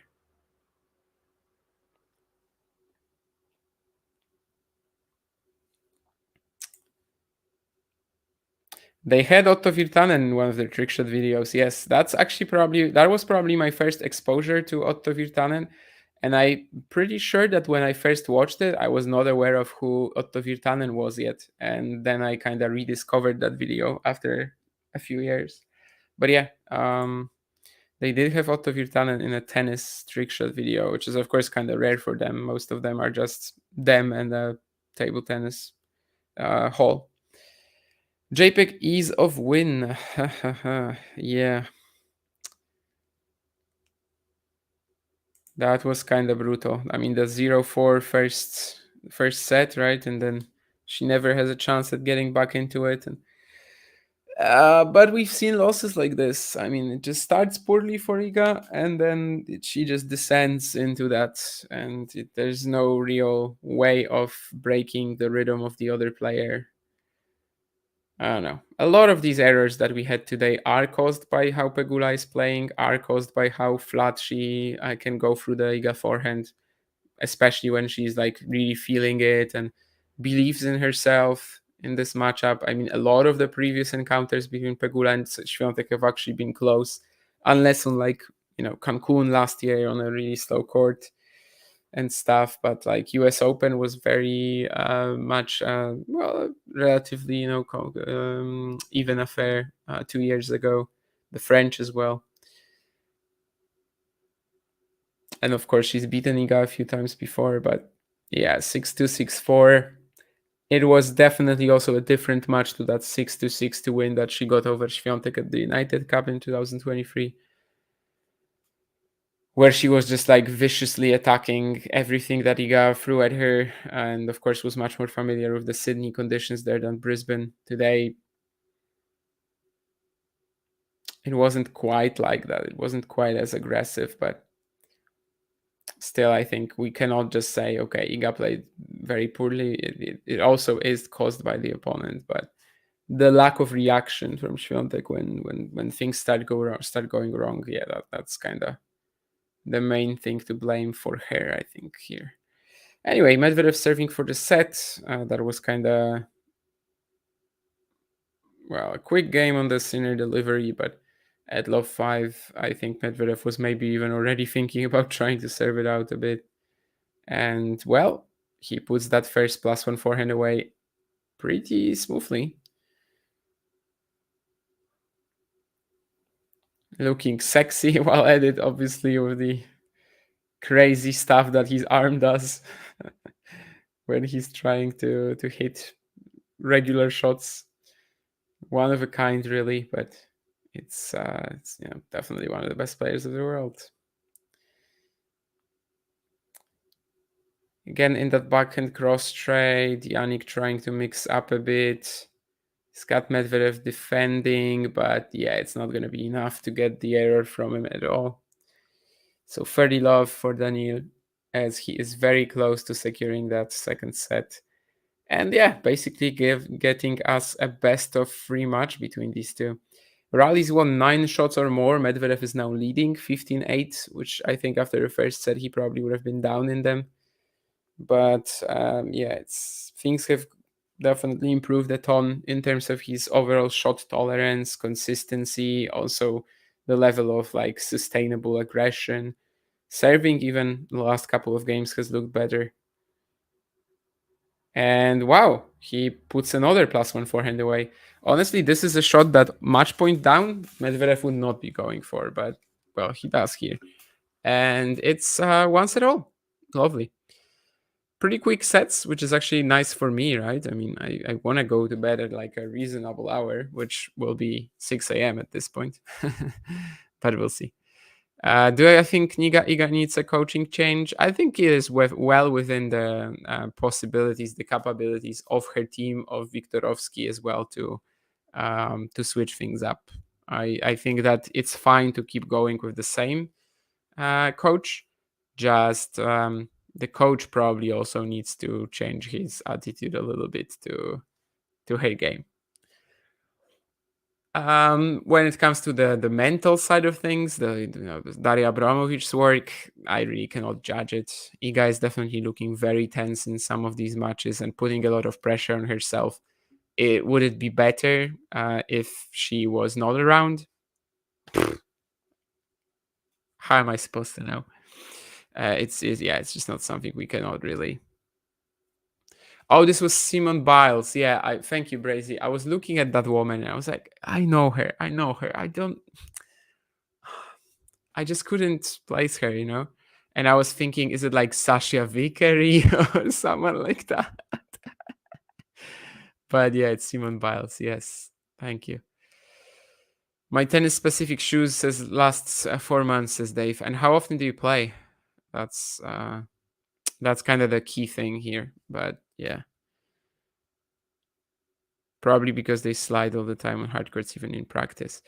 Do you feel like anyone ever cheated against you in a table tennis match? That is an interesting question. I don't think it was on purpose, but I have been kind of cheated out of a point before. I remember I was playing a final years back. I was maybe like 15, 16. I was playing a final against this guy who was like 2 years younger than me, but I was playing very cautiously and I was like very nervous. The other guy was blasting his forehand, especially inside in. He was just like really, a force. I remember my father was watching that, and after the first set, he thought I was just gonna lose, like 0-3. But anyway, I was still in the match, and I decided to finally like take matters into my own hands, crack the forehand, and it just barely landed, on the edge. And the guy says that it didn't. And I'm like, I mean, well, it landed on the edge. Like, what are you doing? And there were some other people watching, and I'm asking them, was it in? And they say yes. So instead of giving me the point, he ordered a replay. And I mean, he probably didn't see it land in, but I don't know. I saw it clearly. People watching were confirming it. I didn't feel right with this. Definitely not. I lost that point. I lost the set. I kind of threw it away, but I won the match. So that was okay. I don't really think of that, as something that could have gone differently. Okay, sure. I kind of lost my mind for a set because of it, but I still won the match. So that's fine. Did he do it on purpose? I doubt it. Recently, I also had this like dispute about the score, and the other guy basically couldn't count to 2. Like literally, I just couldn't. I couldn't explain to him who should be serving now and what score we're on right now, even though it should be clear that 2 serves for me, 2 serves for me, and we go like this, right? And so we clearly have to be on 18 points played than 20 right now. But again, I don't think it was on purpose. So yeah, I would say on purpose. I don't think it's ever happened. No, it's pretty tough to cheat in table tennis, I would say. It could happen, like in the case of me not noticing that my shot went in and the other guy saying nothing. Like that could happen. Yeah, but I wouldn't know about it. Oh wow, I have a really at this hour. I have a wasp in my room. I don't know. Maybe I'll do something about it. Maybe I won't. That's pretty interesting as well. If you could have one thing from Medvedev's game and one thing from Sinner's, what would it be?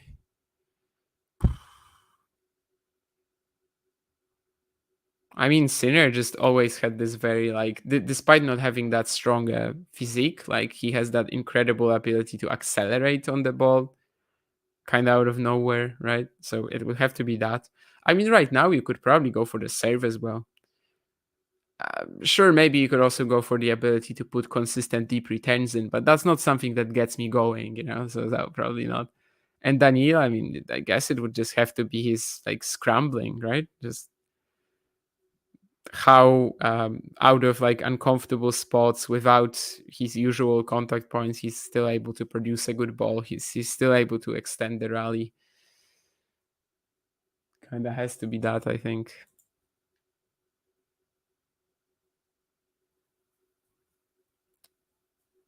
This will probably go 5, says Brazy. We are hoping for it for sure. Am I ever are you or were you ever a gamer? Yeah, as a kid for sure. I don't really play video games too much now, but when I was like 14, 15, we just played League of Legends all the time in junior high. The teachers were so angry at us because we weren't doing any studying. We're literally just like wrapping up the classes and going to play. But yeah, in primary school, I played a lot of video games. I kind of always liked the single player ones a bit more. Then later, maybe as I was living in a boarding school, I kind of started playing like League of Legends, Hearthstone a lot. I played a lot of Hearthstone. That was like the one game that I was like really good at online. Let's say League of Legends, I was horrible at, absolutely horrible. But yeah, right now I just don't really have time for it, nor the will really. Like anytime I put on a game, I just kind of get bored after 15 minutes, to be honest.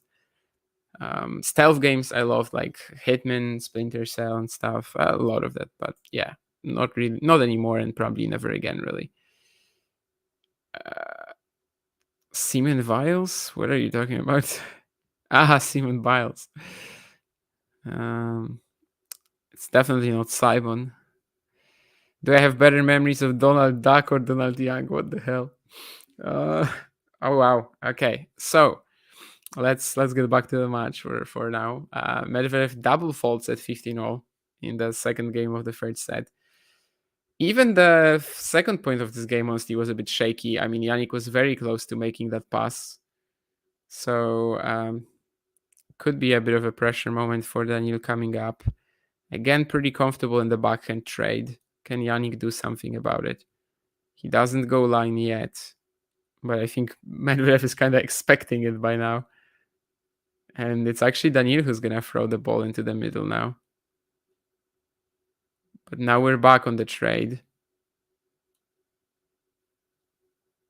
And Jannik is going to be the first to miss. Yeah, I mean, Medvedev kind of bored Sinner to death in this rally, I think. Can we see the rally length count? I'm interested in... Yeah, 25 shots. Longest rally of the match so far. Has Nurlan hacked Keen's account? That's pretty fun. I probably have better memories of Donald Duck, honestly. I had some comics when I was growing up, and I enjoyed them a lot. So I probably have better memories of Donald Duck. Although Donald Young memories are amazing as well. Like I was actually making this joke because someone was asking me, long story, but like someone was asking me to write up a quick bio of Donald Young because they needed it for this event. And basically, I was kind of joking at first that it would be like this. Got a warning for saying "son of a biscuit." Defaulted Medvedev for racism. And what was my third point? Played the worst tiebreak of all time against Kozlov in Indian Wells. So basically Donald Young has some good stories around him, definitely. If you guys don't know any of these incidents, just watch it. I mean, I'm sure that Kozlov Young tiebreak is somewhere on the internet still. I think Donald Young wins it despite only winning 1 point on his serve. So like literally 12 points in the tiebreak, and only one wasn't a mini break. And Young also makes 4 double faults in that tiebreak and still wins at 7-5. And yeah, son of a biscuit is also fantastic. He just says to himself during a tennis match, son of a biscuit. And he gets a warning for that because the umpire misheard it apparently, or just assumed he was going to say son of a, you know what. Anyway, Sinner of a breakpoint here. Inside in forehand, really getting the pressure in on Medvedev.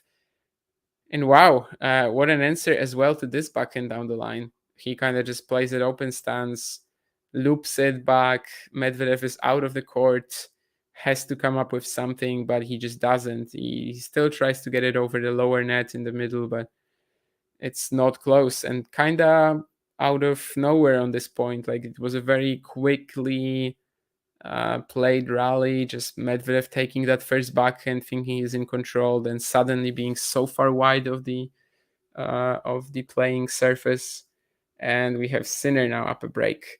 I mean, so far we've had pretty lopsided sets. We'll see if that one is also similar. Sinner with another good serve and volley attempt here. But yeah, son of a biscuit. And what was the third one I mentioned? Medvedev defaulted for racism. Yeah, so basically Daniil Medvedev played Donald Young in the Challenger in the States, like 2016 or something like that. And after some line calls that didn't go his way, Medvedev suggested to the umpire that he or she, I don't even remember, is helping Young based on his... the fact that that umpire was also black, and he got defaulted for that. So yeah, that's a pretty crazy story that doesn't get mentioned too much. Anyway, do we have a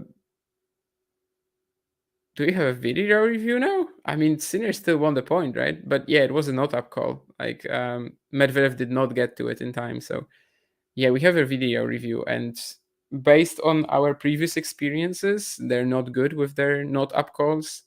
But I mean, clearly Daniil won the point. I mean, Daniil lost the point, sorry. Daniil clearly didn't get to it in time, so there's really nothing to review here. Yeah, I think it was probably the not up call was called. Not up was called, and then Medvedev was the one doing the video review, right? But yeah, I mean, he was clearly in the wrong here, so.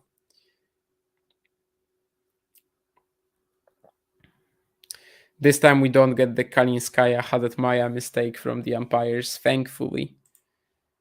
They learned their lesson, I suppose.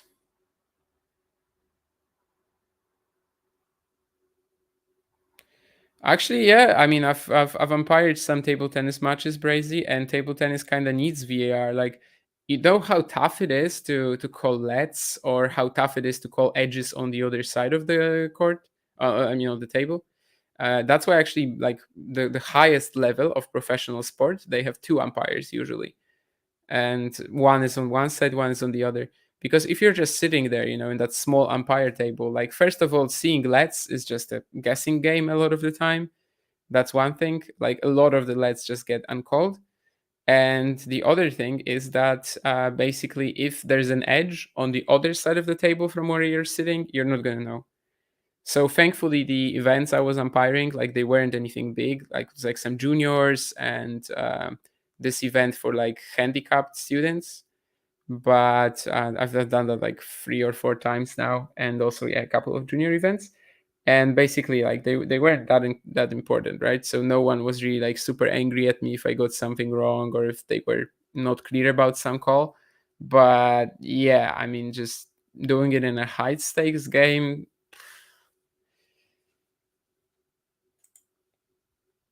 it's way tougher than people think. Like especially the lets. I feel like most of the time I just really have no idea. Anyway, Sinner takes out this very takes this game eventually. It was pretty quick. It was just that video review that took time.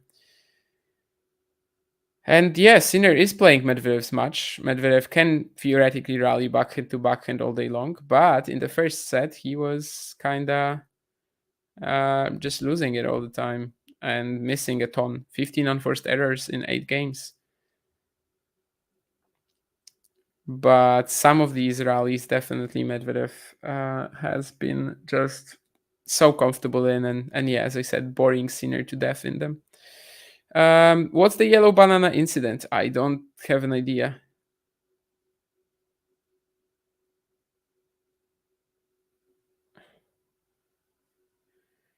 Does Sinner know any Seal songs? I mean, to be honest, does anyone know any Seal songs other than "Kiss from a Rose"? Is a good question. I kind of have to Google like what other songs does Seal have. Did he sing something in Batman? But that was also "Kiss from a Rose," right? There's no way. There's no way Seal actually has any other songs than "Kiss from a Rose."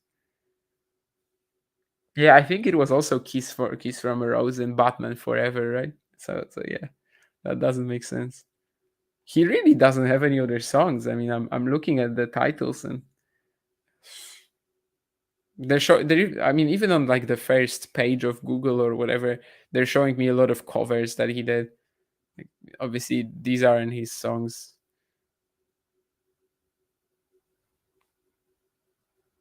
Yeah, I mean, I'm still not convinced he has any other songs. So I think if Jannik knows that, just that one, that's already fine. He might not though.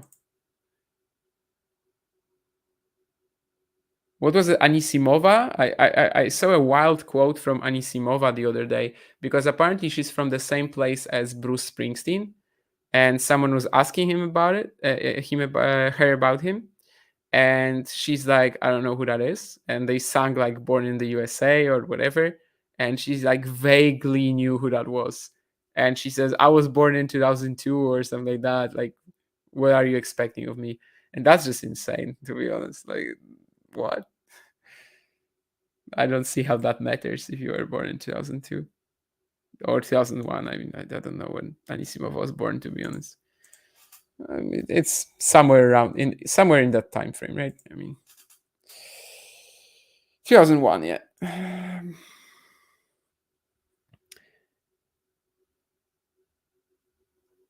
Yeah, the events where like you call your own shots in college, especially, right? They tend to bring out the worst in people, seemingly, and the juniors as well. It is what it is. Especially when like there's stakes, right? Most of the time, like at amateur tennis events, I feel like most people are calling it fine. I actually feel like I was once cheated at a tennis event, even though I haven't played like amateur tennis events all that much. But I feel like I was once cheated by my opponent. I think my return was surely in, but well, what can I do, right? He's calling the shots.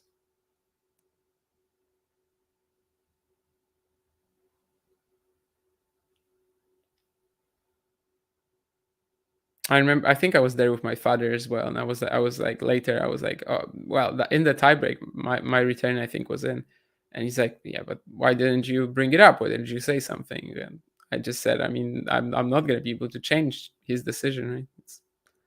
That's what the rules are. You're calling the lines on your own half. But well, and that one, I actually feel like I was cheated. Medvedev just can't seem to claim this game. Yeah, they are really taking turns per set. And who knows, maybe this will be another lopsided one. And then do we actually think it's a good match, if it goes 5 with 4 sets like this? Depends on the fifth, right? If the fifth is similar, then it's probably not. But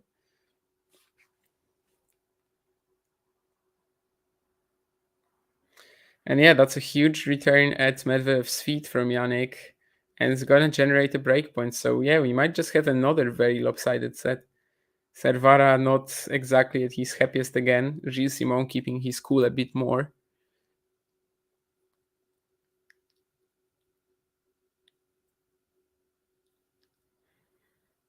And Sinner breaks. Another great return, finds the line with the backhand. 4 games to love. Well. And here we have Mr. Seal on our screens.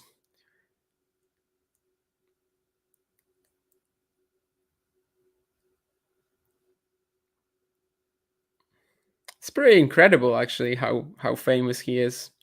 I guess mostly based, I mean, other than having one song, which yeah, I still don't think he has any others. I guess being very like, well, having a having a trademark, and just yeah, memorable look. Also a hot wife, if they're still together. I don't actually know.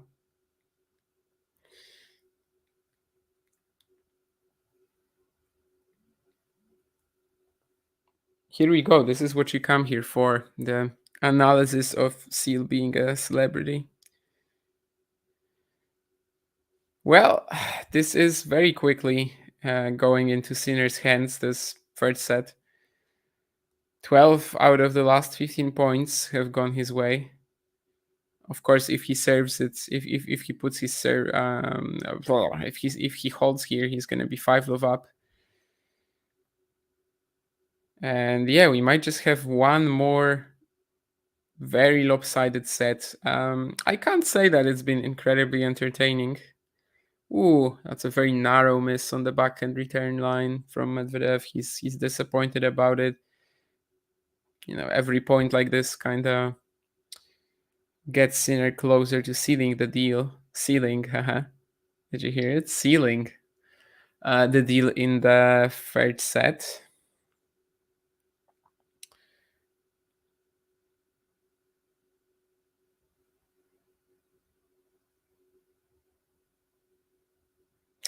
This is actually, I mean, I don't know, maybe it's 5 a.m. thinking, but this is a decent pun, considering who's in his box.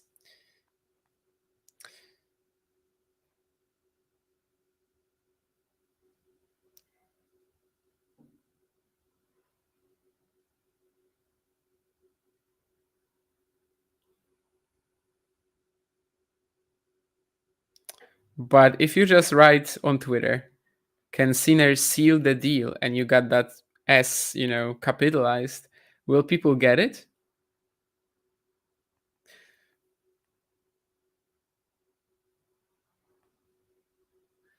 I don't know. But then again, if you mention specifically that it's about someone who's in his box, then it becomes a little.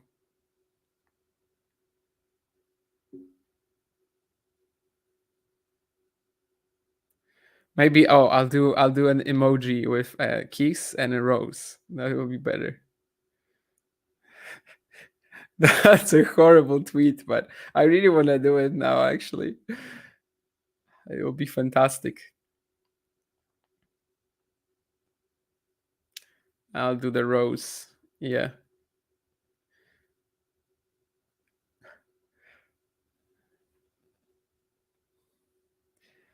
I'm very proud of this. Anyone on Twitter, if you see it, give me like, because I'm very proud of this. It's horrible and it's very good at the same time. Anyway, 5 games to love. So yeah, we are basically thinking about the 4th set now. See you, Jake. Ghosty, I think Zheng was more affected by the late finish to her 4th round match against Vekic. Excuses, I think. Is there a player that stands out to you that you wish they would have committed to a full schedule on tour? Josh, you expected that answer. Why is William Blumberg not playing singles at all? Like, the guy never gave it a shot, He was really good in singles and he never gave it a shot. So maybe that's my answer. There's probably more, but yeah, that's kind of who's coming to me right now. Who else is like not playing a full schedule really? Yeah, I don't know. There's definitely probably some talents that kind of lie very deep in the ATP rankings, but I don't know. For now, let's just say I'm frustrated that Blumberg never gave it a shot in singles. Marcelo Rios, yeah. And unless someone is like a proper tennis fan, they might not know him, yeah. There was this tennis, I mean, I've never really been coached, but I had like at the university, I had a couple of classes that were, I think, you had to pay for them, and there were like, I don't know, 12 people there or something like that. And there was a coach that was kind of doing it all. And I remember her talking something to me about the one-hander, and like she was thinking, does Team hit a one-hander? And I was like, what? I mean, how can you not know that Dominic Thiem has a one-handed backhand? But yeah, I mean, even though she's a tennis coach, obviously she's not that interested in the pro scene, I guess. Well, Jannik is very close to giving us a bagel against Medvedev here. This is the right time to check if there were any bagels in the history of the rivalry. My guess is no, but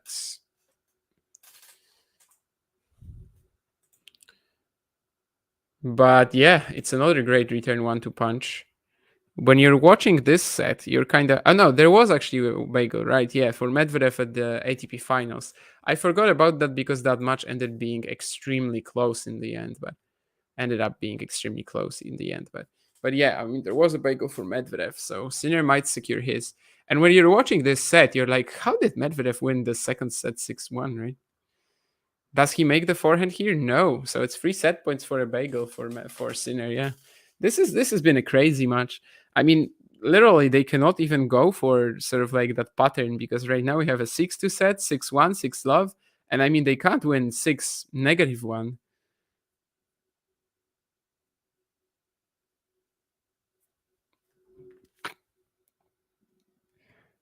They literally cannot win like a negative set, So you will have to have some reverse of that.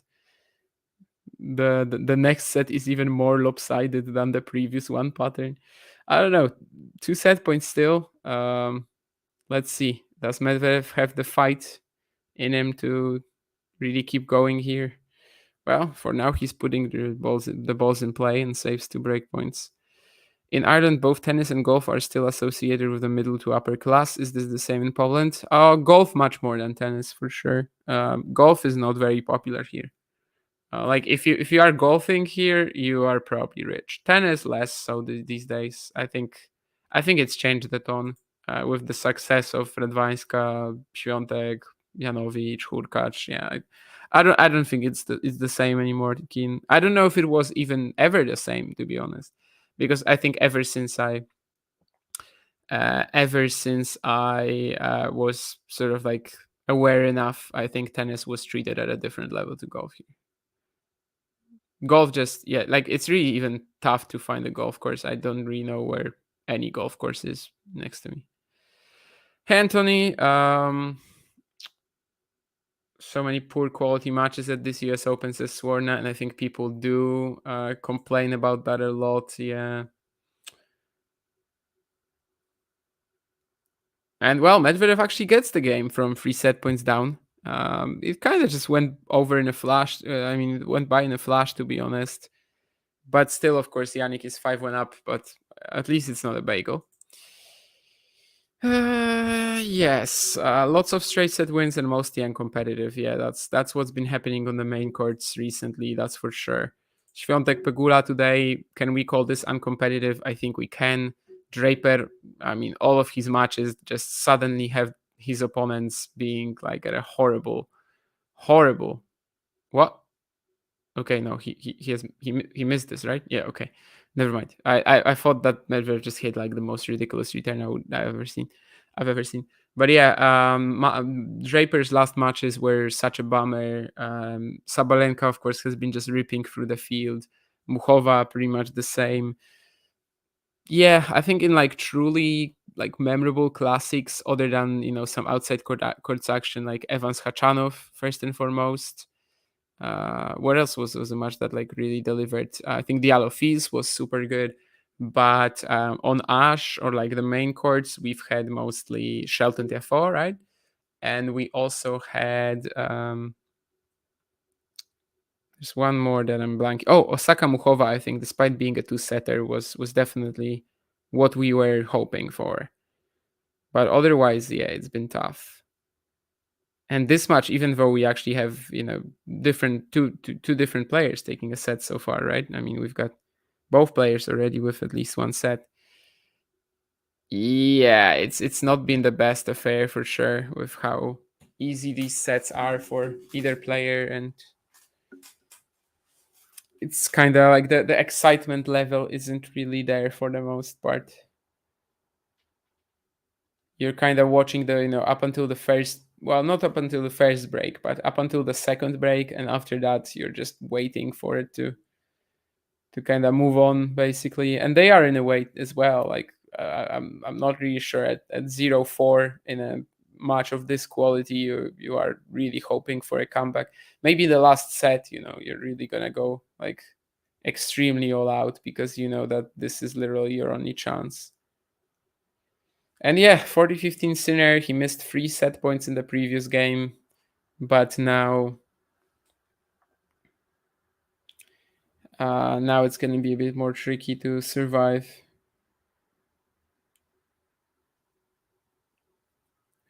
Hope some people. Set point number 4 for Sinner, 40-15 up. Serve and volleys at the body of Medvedev, and Daniil overcooks the return. So yeah, 6-2, 1-6, 6-1.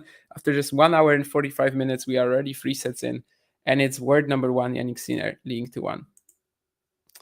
What a weird one so far. Hopefully we're going to get a better 4th and maybe even 5th set.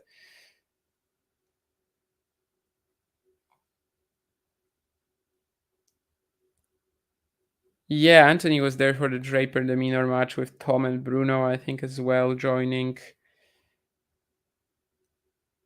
Can't believe that that match was as short as it was as well. But de Minor, well, both players were like kind of struggling with something physical, but it was just another Draper opponent. I don't know, completely losing his game on the day, just like Mahach did, despite both Mahach and de Minor actually having really good head-to-heads against Jack as well. I think Jack has been able to like progress based basically only on like, not pushing himself too much, really, just sitting in the rally and either waiting for the mistake or for a ball to tee off on. And I don't mean this as a criticism for Jack. You can only beat who you have in front of you. But yeah, the performances that they have had over the last, his opponents have had over the last week and a half. Well, Zhang's knee injury and de Minor and Draper and Mahach basically just completely failing on the day. Of course, I wasn't really expecting much from Botic, and I wasn't really expecting much from Diaz Acosta on hard courts either.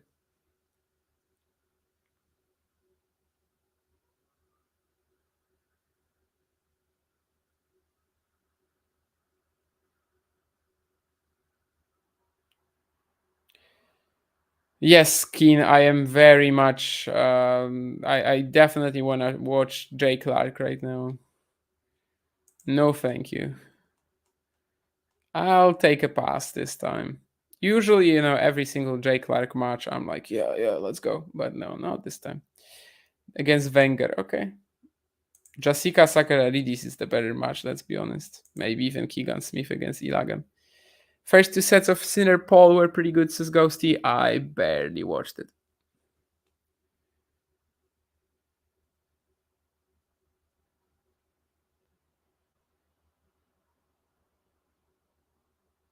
Why is every opponent of Jack Draper falling sick? Yeah. Yeah, I think that's a good sort of like footnote on his tournament. Yeah, from Dave. That's what we've been seeing really from Draper.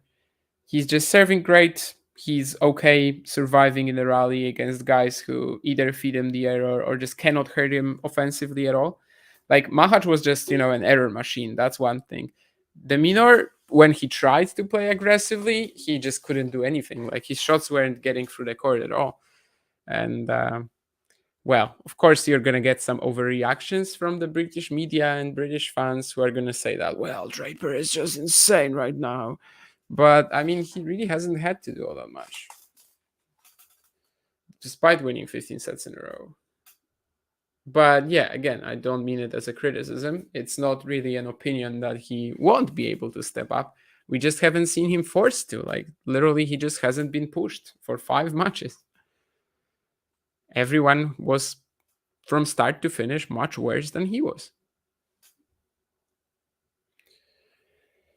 And Medvedev seems to have taken a toilet break. 40 unforced errors already from him in this match. That must be a pretty high number for Daniil, I think. Especially considering we've only had 22 games, right? Because after 3 sets, you can definitely have 40 unforced errors. In fact, Świątek had 40 after 2 sets today, I think. But yeah, you can definitely have 40 unforced errors after 3 sets. It's just that these 3 sets were very, very short. And Medvedev is back. Sinner already at the baseline, eager to keep playing. Of course, for Daniil right now, that toilet break makes a lot of sense as well, kind of timing-wise. We'll see if something changes again. I mean, this is another time he's going to be serving first, right? In the first set, it didn't work out for him, but in the second, I mean, he kind of applied that early pressure on Sinner and basically got him to crumble in the same way that he did in the first and third set. That wasp that was in my room is suddenly quiet, but I saw that kind of fell like right beside my bed somewhere. I don't know. Maybe it got stuck. I don't know. Actually, haven't had a wasp here, I think, the whole summer. I'm living on the 7th floor right now, and they don't seem to like it that high. And suddenly it shows up at 5 a.m.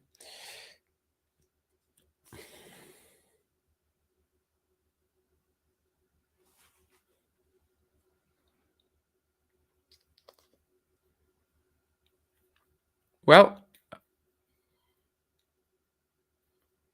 we were talking about it at the beginning of the second set, and we will be talking about it at the beginning of the fourth set. Just absolutely imperative for Medvedev to hold here.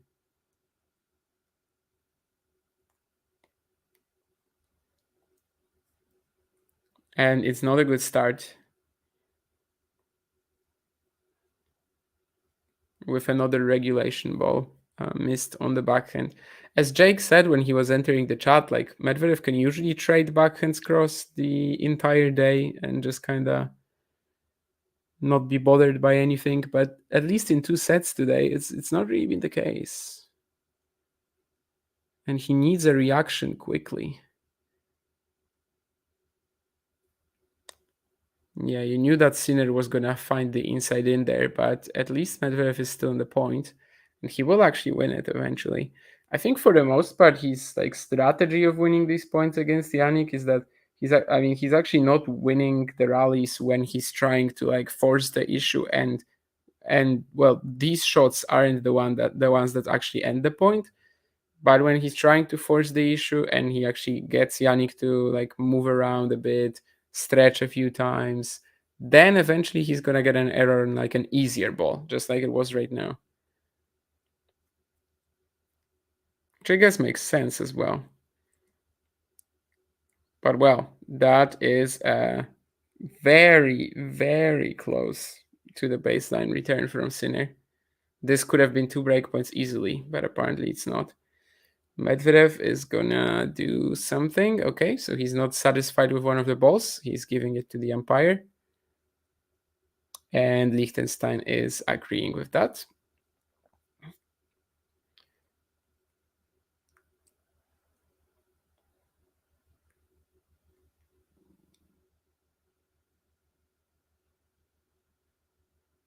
Fairly all.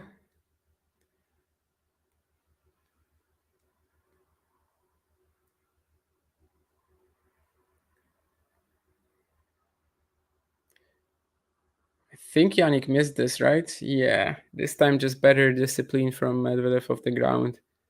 Eventually gets an error from Sinner.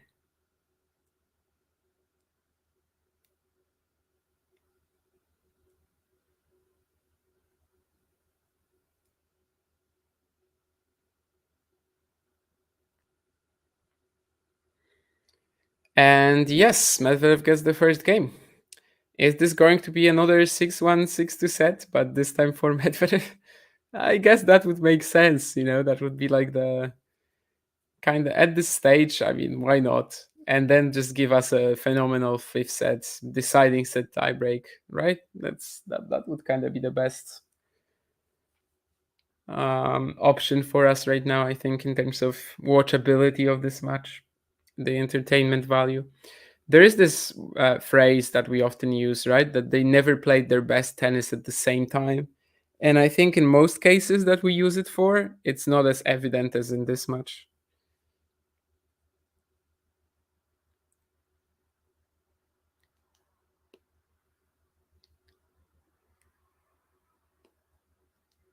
Okay. Sinner trying to go serve and volley again out wide, but this time he actually gets burned with the cross-court angle from Daniil. This is pretty rare.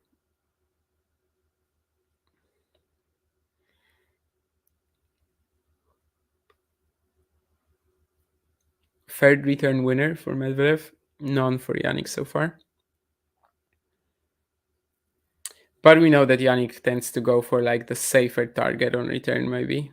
There's just deep down the middle, which aren't going to be return winners, but very often are going to bring you the point anyway. That's another really nice return from Medvedev, but does it actually give him the point? Jannik is surviving in it. But maybe this will be another one of these, you know, where he just kind of makes Jannik play a couple of tough shots and eventually gets an easy error from him. Let's see.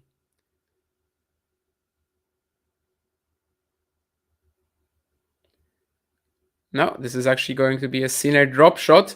Medvedev goes over the net post, maybe? I'm not really sure. But Sinner is ready for it. I don't think it was around the net, but we'll see. Medvedev is really angry about something. I do not really know what that was. But yeah, let's see. Let's see once again. It's a great drop shot from Jannik. Does Medvedev play it around the net? Yeah, I think he actually does. I don't think it was over the net post. And it's a great pickup from the Italian, so really cool point here. Medvedev ran into his bench or Sinner's bench. I'm not sure. I wasn't able to see. Yeah, it was actually Sinner's bench, I think, right? Yeah, I think so.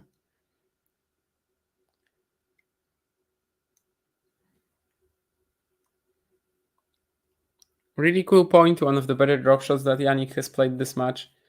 And yet still had to work for it. I mean, still had to get that pickup, which wasn't entirely luck-based, I would say. But it also wasn't a shot that you're really gonna like have full control over.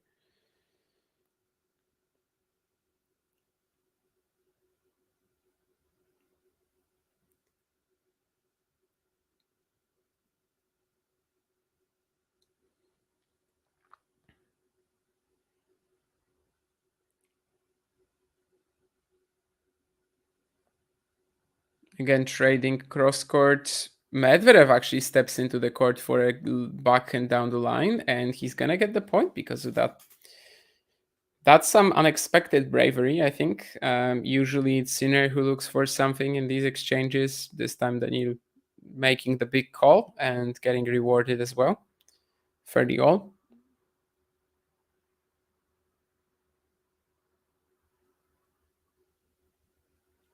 I mean, a break here would be just, sticking to the script, right?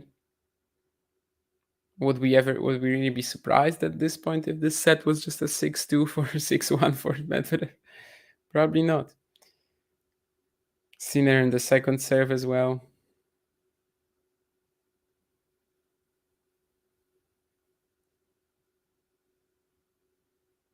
Ooh, yeah, but that's kind of unforgivable for Medvedev, I think. Kind of run into this ball, had to play it like from a very uncomfortable position. Eventually, just totally misjudged it, and it ends up being a 40-30 lead for Sinner.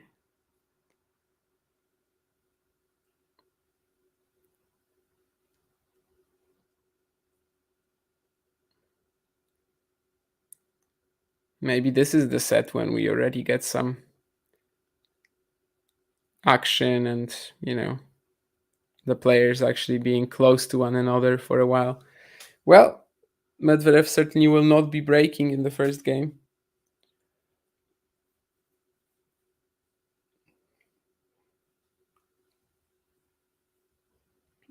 Was trying to be aggressive with the second serve return, but it's an attempt that falls pretty flat.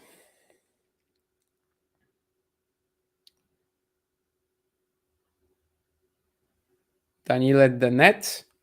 Wow, even the way he puts that smash away, he manages to make it look like funky and unorthodox for sure. But 2 hours very soon. In fact, just now we got that famous shot that all the operators are going for when 159 turned to 2. They absolutely adore it and they try to go for it every single time.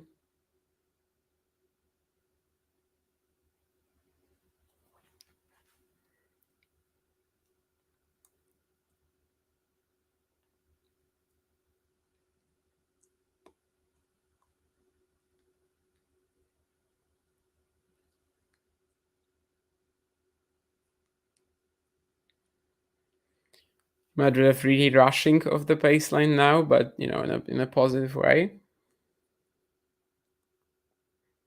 That was what he was doing in the second set as well, with great results.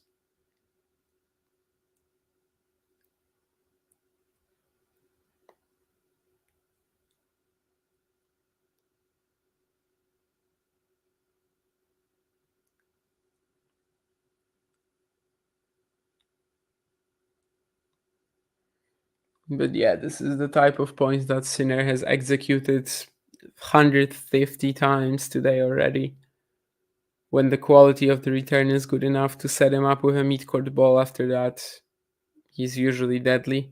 This time it still took a smash and a volley, but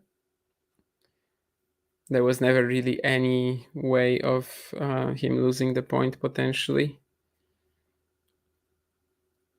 Pretty big reaction from Cahill and Vanozzi, given it's just to 30-15 in this game.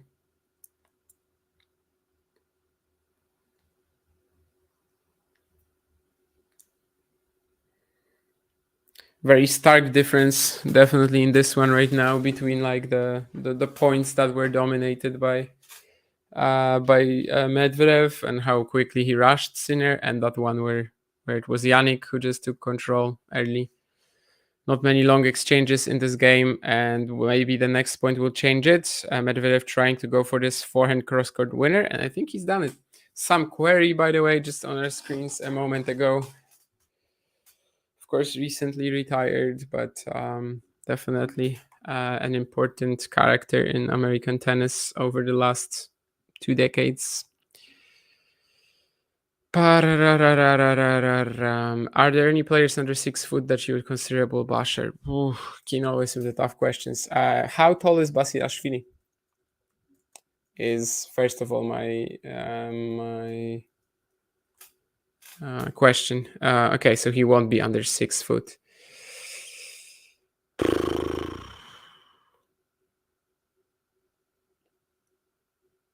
I don't know. Would have to think about it.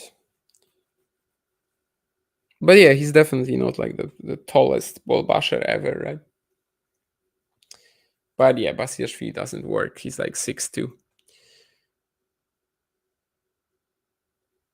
Yeah, it's a sad thing that Draper got that thigh injury, or whatever we want to call it. But it's been a very easy week for him so far regarding court time and regarding just overall comfort level. But it doesn't really make you confident that he's gonna be able to play well in 2 matches potentially if he's already struggling a little bit.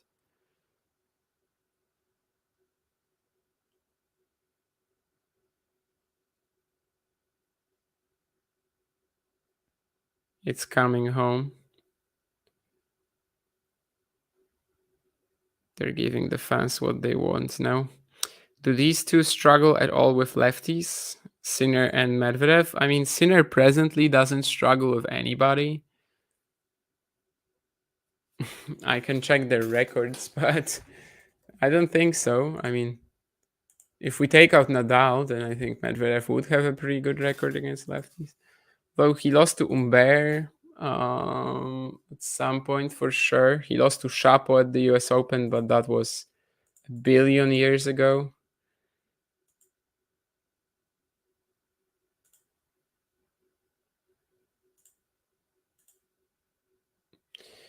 So yeah, Medvedev this year he only lost to Humbert in how many matches?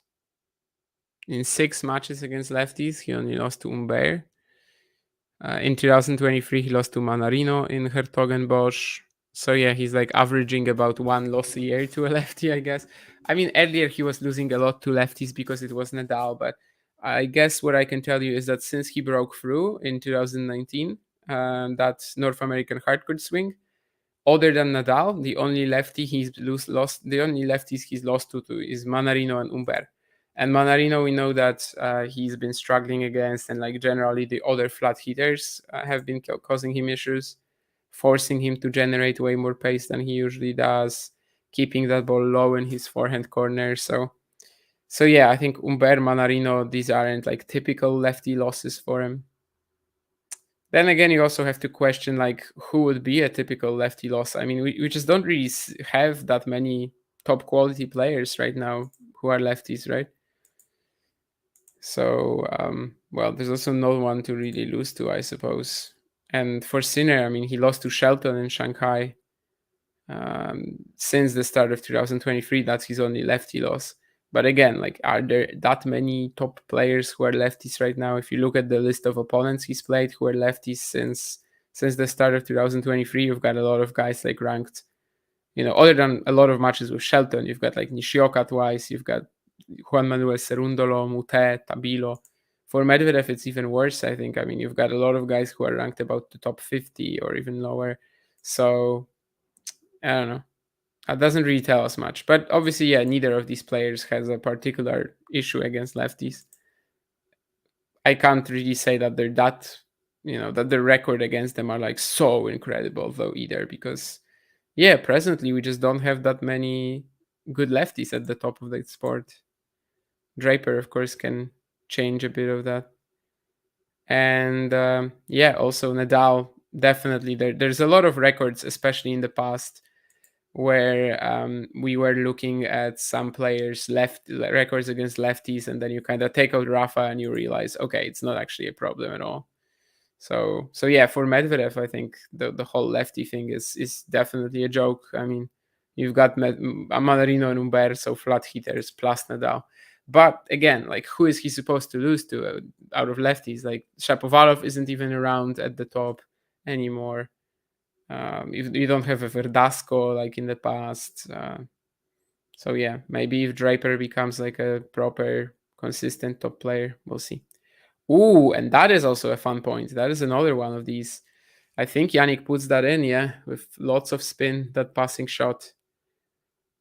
The forehand volley on the stretch from Daniil wasn't horrible, but he manages to still get the ball back and put it away with this very interesting trajectory right on the line. 7 winners already in set 4 for Jannik. Wow, how does he get this return in play? This is just incredible that he's still in this point, Jannik.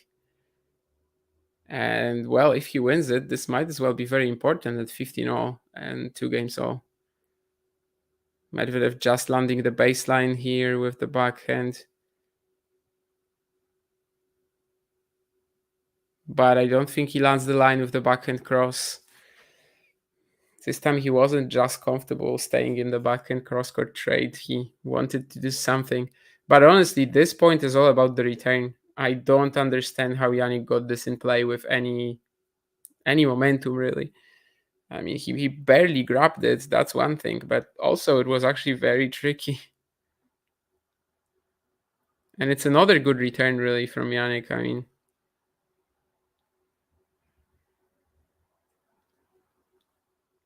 he's got Medvedev on the move now. Oh my god.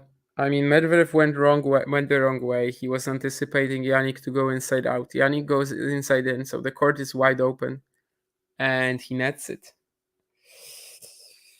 He did everything perfect in this point. I mean, his returning this game has been...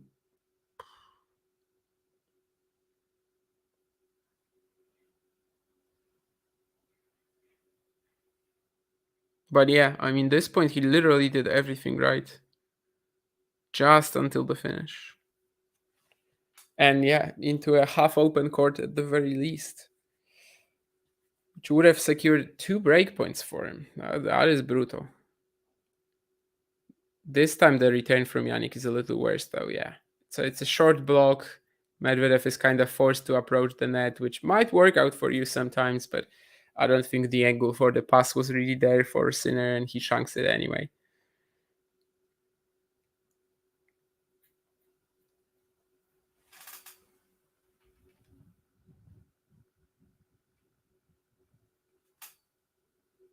Here's something behind me for like the second or third time. Is that the wasp?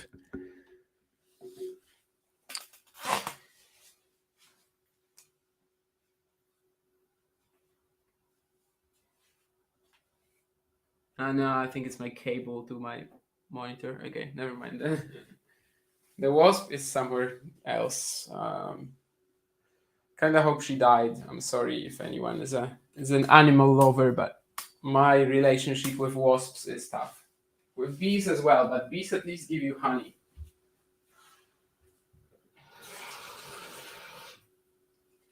Not that I ever use honey for something, honestly. Well, I was making pickled red onions, actually, for a while. Like, I don't know, 5 batches. And then I was using a lot of honey, I guess. But you know, bees are good. Wasps, though, can go, you know what.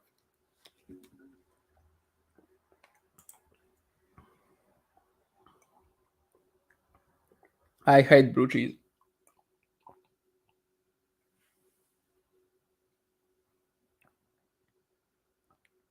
But I don't really like cheese that much in general. I mean, I like it on a pizza, on a like a baked whatever, really, or like fried whatever. Yeah, sure. But I don't like it when it's like very close to its original texture.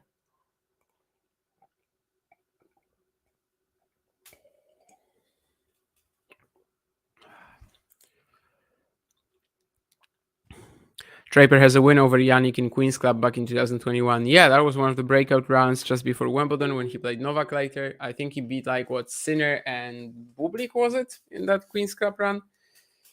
But yeah, of course, we know that this means virtually nothing at this stage.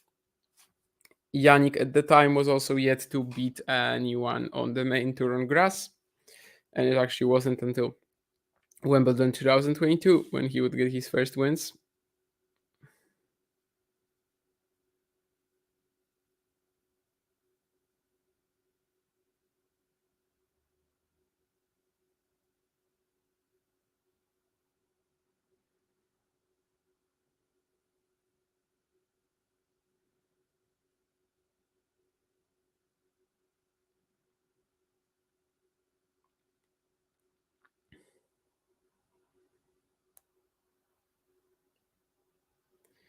Well, that's a longer point. And we have a bit of a... I mean, I wouldn't be too, maybe like, jump to conclusions yet, but we have a bit of a first Sinner, I'm tired reaction.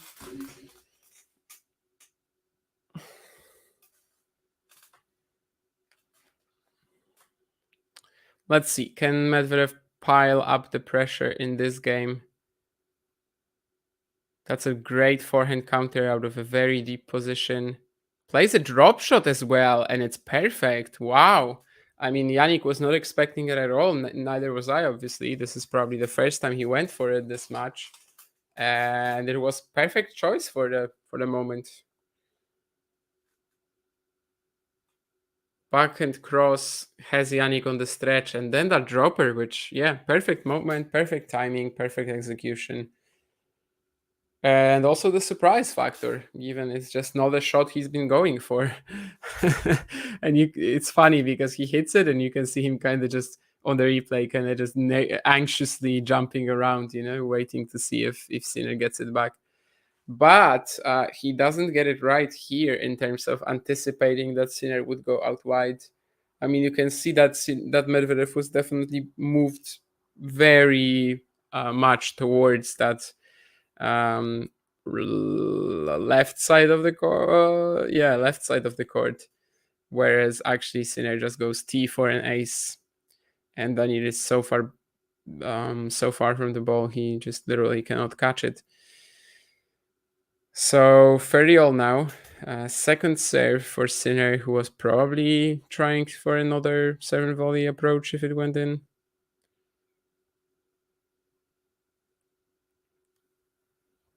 Medvedev rushing things again. Does Jannik make that inside out forehand? Probably not. So it's going to be a breakpoint for Medvedev now. This is massive. This is crucial. This could very well be the deciding set if Medvedev... Oh, wow. I mean, the close call right now. It's similar to that Medvedev return, which I think was at 0-4 in the previous set, which was like out by that much. And it's similar here. Pretty much, yeah. Impossible to catch with the human eye. Anyway, breakpoint down. What does Sinner go for? He gets a bit of a sitter, yeah, of that return, but still well executed for sure. I think once again, Medvedev was just expecting him to serve out wide. He is a little late to the serve. Yeah, you can see him on the replay. You saw it perfectly on the replay. He makes a jump towards his left side again. Then he is so far behind that he can only lift the ball and kind of just put it pretty deep still. But, it's a sitter anyway. And yeah, it's good stuff from Mr. Sinner, who is actually very close to sitter in terms of his surname, to put it away.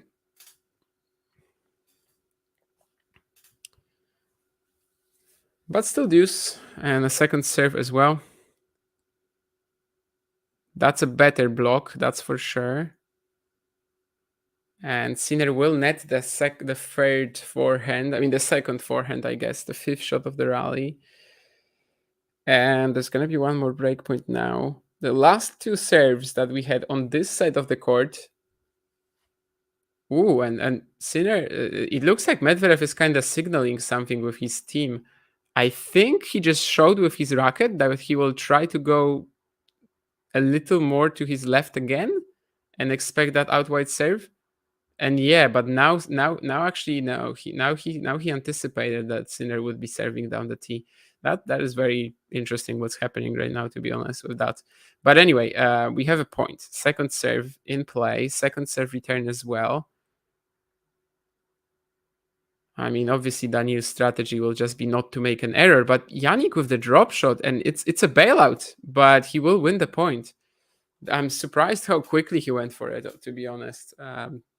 Wasn't great. I mean, he was kind of at the mercy of Medvedev in a way, but at the same time, still the timing was like pretty tricky for Daniil, I guess. Basically, Sinner went line with the pass, and Medvedev was on top of the net, and was just about the angle with which he will close down the racket. Could have been a winner, and Sinner could have done nothing with it, but it's actually sails like incredibly wide. obviously, yeah, with shots like this, like even the slightest issue here with the angle at which you close down on the ball will be sometimes resulting in 10 meters long. But well, I'm surprised with that center drop shot. I have to say that was really early in the point, but he won it. And now Medvedev is gonna give him this backhand unforced error. So 2 breakpoints saved, and we might as well be at a 3-all tie once again. And actually, I mean, no losing player, right, in this match has won more than 3 games in a set. So this would already make it our closest set so far.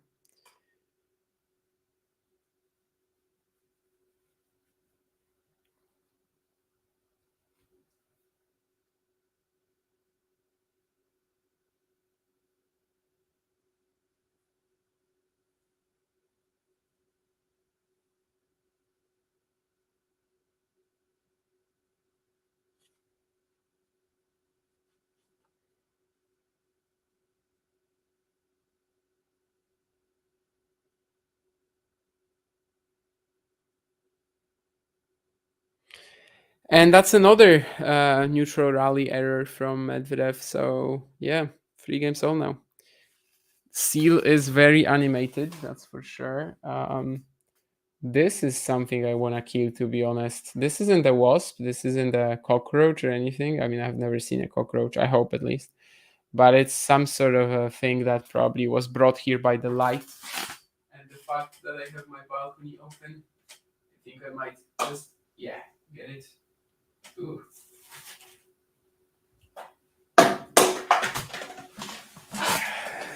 Yeah, this is a stream of me fighting against insects, basically. Well, soon enough, I might be able to turn down the light because, well, it's getting quite bright here. It's gonna be soon anyway. In fact, I think I might just turn down the light relatively soon. But let's watch this game first. As Medvedev is serving at 3 games all, and of course has to kind of overcome the disappointment of not breaking in the previous game, which could have been super crucial, could have been, well, not the set right there, but putting himself in a fantastic position. And right now he is not in a fantastic position. He is in love 30. Kind of the last few points, I can't say he just totally gave them away, but some of that discipline and focus once again are a little shaky presently. And well, he needs to get it back so quickly. Could use a 3-point, but this is far from a 3-point. He's gonna have to hit 50 shots to win this. Sinner is actually slicing for like one of the first times in this match as well. But at the same time, there's not much that he's actually doing to end the point. He does now, though. This was such a fun way to, I mean, this was such a weird way to end this point and to kind of set up this last backhand, because Sinner was slicing a ton here. And in fact, you know what got him the easier ball? It was the worst slice he played. I mean, the slice he played was just a total floater. It barely landed on the baseline. And well, I mean, Medvedev still did nothing with it, and he actually raised it to a point where Jannik felt comfortable coming over on the backhand cross. And he takes it, and he has 3 breakpoints now at 3-all. 22 shots in that last rally. And Medvedev is far from getting any 3 points, again, with the first serve being into the net.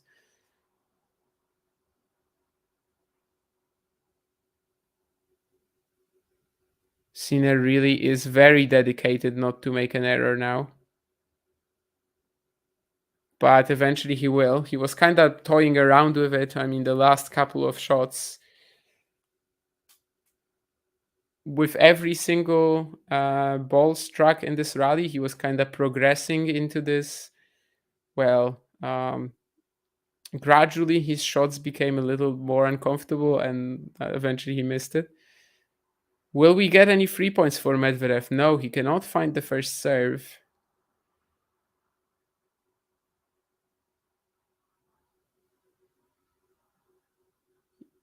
Jannik goes a bit out, goes a bit more all out on the return now, but Medvedev has neutralized since. Oh, wow, that's crazy power coming from Sinner, but I think he missed it. Yeah, again, very narrow, very narrow. And he was already lining up for a drop shot of the next shot if he made it. And just one more breakpoint now. I mean, this is tense. These last two games, finally, we have a match that kind of can go both ways. But at the same time, it would be a little disappointing, I guess, if we just got the break here and then Sinner wrapped it up in 5 minutes, because it feels like this match is finally getting going, right? But it's not going to be easy for Medvedev to win this point again, because there's this really no damage coming from his serve right now. He's not putting his first serves in play at all. He kind of had Sinner, well, not on the ropes, but he had him on the move in this one, and he still didn't really do much with it, I think. Finds the line with the backhand down the line and tries to unload on the forehand short ball, but he misses it. So that discipline from Sinner in this game eventually pays off. And he gets the break. He's just 2 holds away from taking this quarterfinal, locking his spot into the US Open semis. And well, having a pretty clear path to another Grand Slam title, to a second Grand Slam title this season, to matching Carlos Alcaraz's count of 2 as well. We'll see. But yeah, Jack Draper awaiting in the semis, Taylor Fritz or Frances Tiafoe awaiting in the final. It would be a big opportunity for Jannik, that's for sure. So it would be for Daniil, but currently he is a bit behind. He is a bit out. He is a bit behind here. It's been a weird kind of up and down intensity match. This game, like not landing any of his first serves, really. That was massive. Just put him under pressure right away. And yeah, in some of these longer points, it was actually Jannik that had more discipline, that was more focused on just being not giving Medvedev a miss, not giving anything for free. And yeah, I don't know where that puts us. I mean, it's just 2 holds away. This match might be over in 10 minutes, or it might be extended into the 5th set. But if it doesn't, Medvedev will be thinking about these breakpoints at, what was it, 3-2, right? I think it might be time for the light to go. Let's see. Still a little darkish, but you'll be fine not seeing me in 4K. At least for a while. Yeah, it's all good. The light from my laptop is enough. Pinpoint accuracy in the corner, blew that opportunity. Are you swatting them with a racket? That's a good call. I have my racket here somewhere. It's actually very close within the reach, but I swatted the insect with a bottle, actually, with a used bottle that was just kind of standing there on the table. But a racket would have been a good call. It's a little big, though, for an insect of this size. It wasn't really an insect of a tennis ball size, definitely not. Anyway, let's see if there's some fight back here. First point has gone to Medvedev, and he is on the attack now, and he's gonna overcook the last backhand. Yeah, not ideal for him. Sinner has broke Medvedev on his kind of broke his spirit, it seems, but let's see. Maybe this one still has legs. I mean, 23 backhand unforced errors from Medvedev today. 15-0. I mean, if he hit that last one, actually, right, on the previous point, I mean, he really played a very good attacking point here. So, like, if he hits that last backhand, he's still in this, he's low 30 and he's still in this. But at 15-0, well, let's see. I think that Jannik missed this +1 backhand as well. Yeah, so Jannik is also pretty helpful here in giving Medvedev some sort of a shot. to return. Medvedev's aggressive approach has disappeared. It's not clear what exactly he's trying to do. That's kind of the summary of Medvedev's career, right? It's not clear what exactly he's trying to do. It's just such a weird game plan and game style and technique even.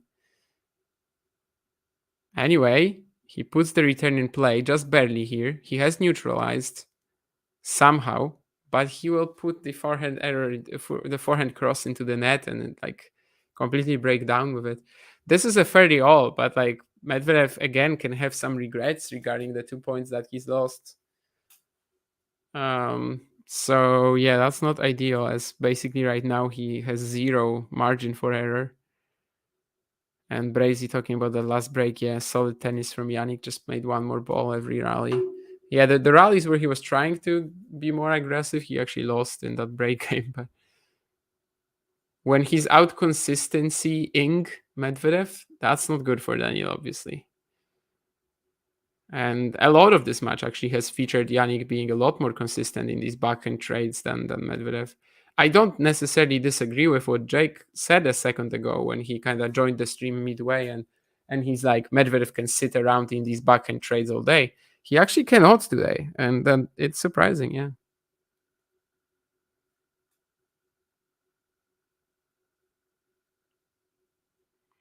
And well, that's another backhand unforced error, actually.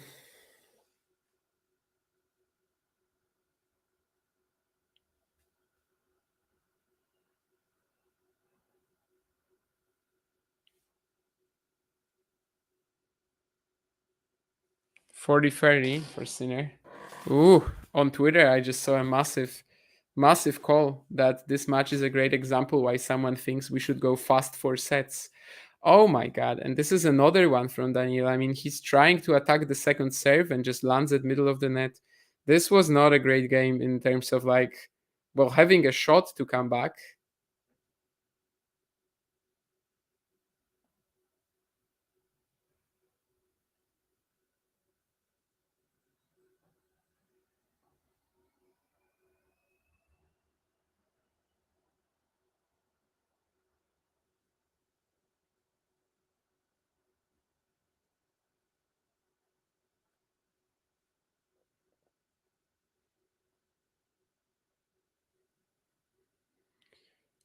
Because yeah, I think in this point he literally had a chance and he just never really took advantage of it. And now there's more double faults.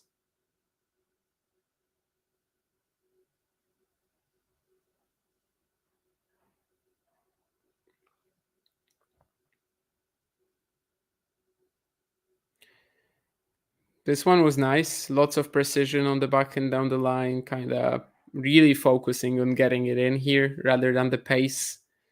But yeah, doing it in a very manageable way for sure.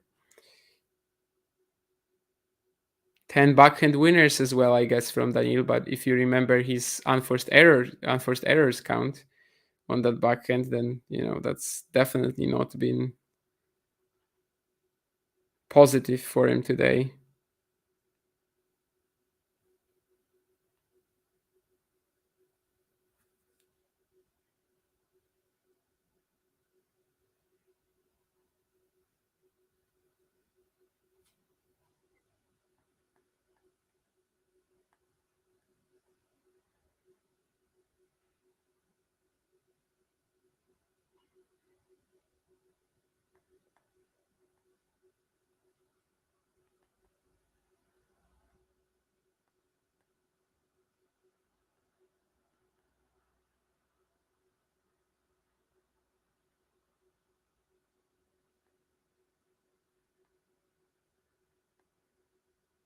Ferdy also, we're just 2 points away from Sinner closing it out.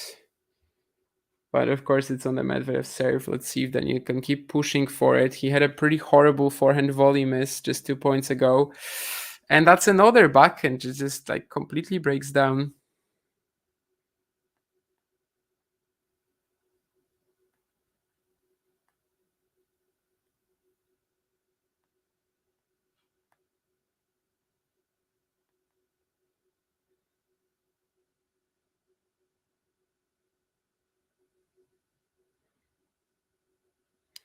The first match point has been saved. It's an aggressive +1 forehand, which he follows up to the net and puts away.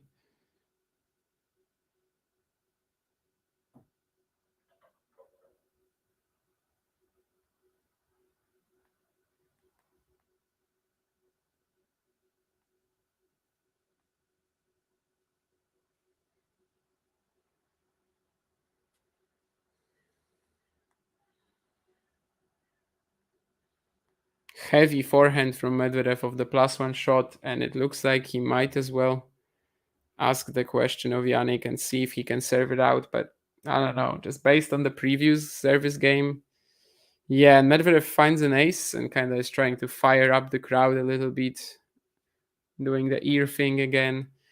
But, well, I mean, Jannik will serve for the match after the changeover. The previous game of Sinner, I mean, Medvedev had his chances and he just kind of blew them. That's actually 2 games in a row now, right? So, yeah, I don't know.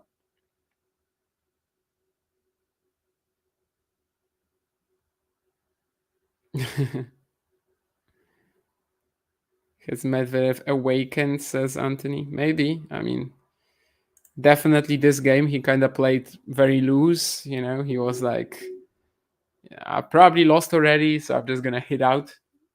Let's see what his approach is going to be in the potential break and in the case of some potential trouble on the Sinner serve. But yeah, I mean, he's had his chances this set and he wasted them. So I don't know if there's more to come.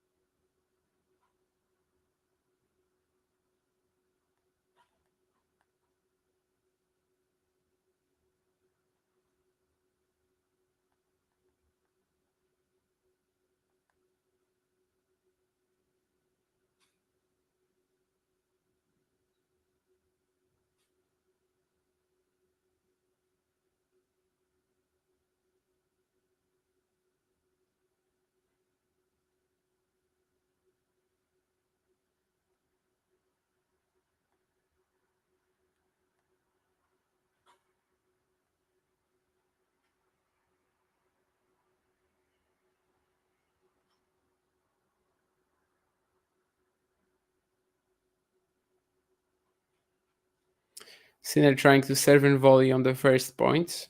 It's going to be into the net. Let's see. I mean, does this match still have legs?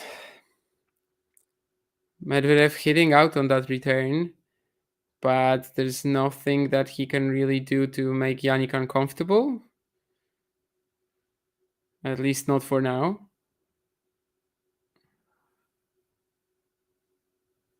But it's that same pattern that I was kind of talking about earlier. So the early pressure from Daniil in the rally isn't doing all that much, but I think it eventually leads to Jannik making an error at some point, and that's what it got. That's what it got to here. 14 shots. I will remind you, I guess, already, because, well, I might not get another chance if the match is over in 2 minutes, that in 2022, Jannik Sinner missed a match point in a US Open quarterfinal against Carlos Alcaraz. Do with that information what you will, you know? It's... Okay, this is insane. I mean, Medvedev totally missed... Like, I can't even know... I don't know if he mishit. I mean, he just totally messed up a forehand block return. It landed on the baseline. He's so lucky to even be in this point. So I think, I guess it's fair that it eventually goes to Sinner because he shanks a forehand. Medvedev shanks a forehand, I mean, because, yeah, he shouldn't have been in this rally in the first place. What the hell was that return? But anyway, 15-0.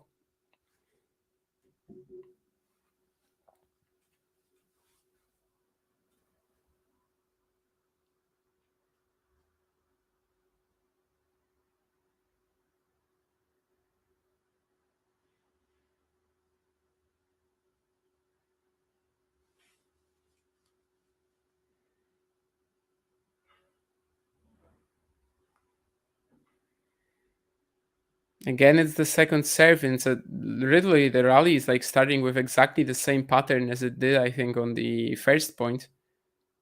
I think they're literally, for like the first 5 or 6 shots, they were going in the same direction, same shots really. And now we have another backhand cross-court trade. And it's Medvedev just missing the down the line switch. I don't know why he was switching. I don't know if it was necessary. Maybe it was. But yeah, he's got his chances, the last few games. It's just he's not really taking them.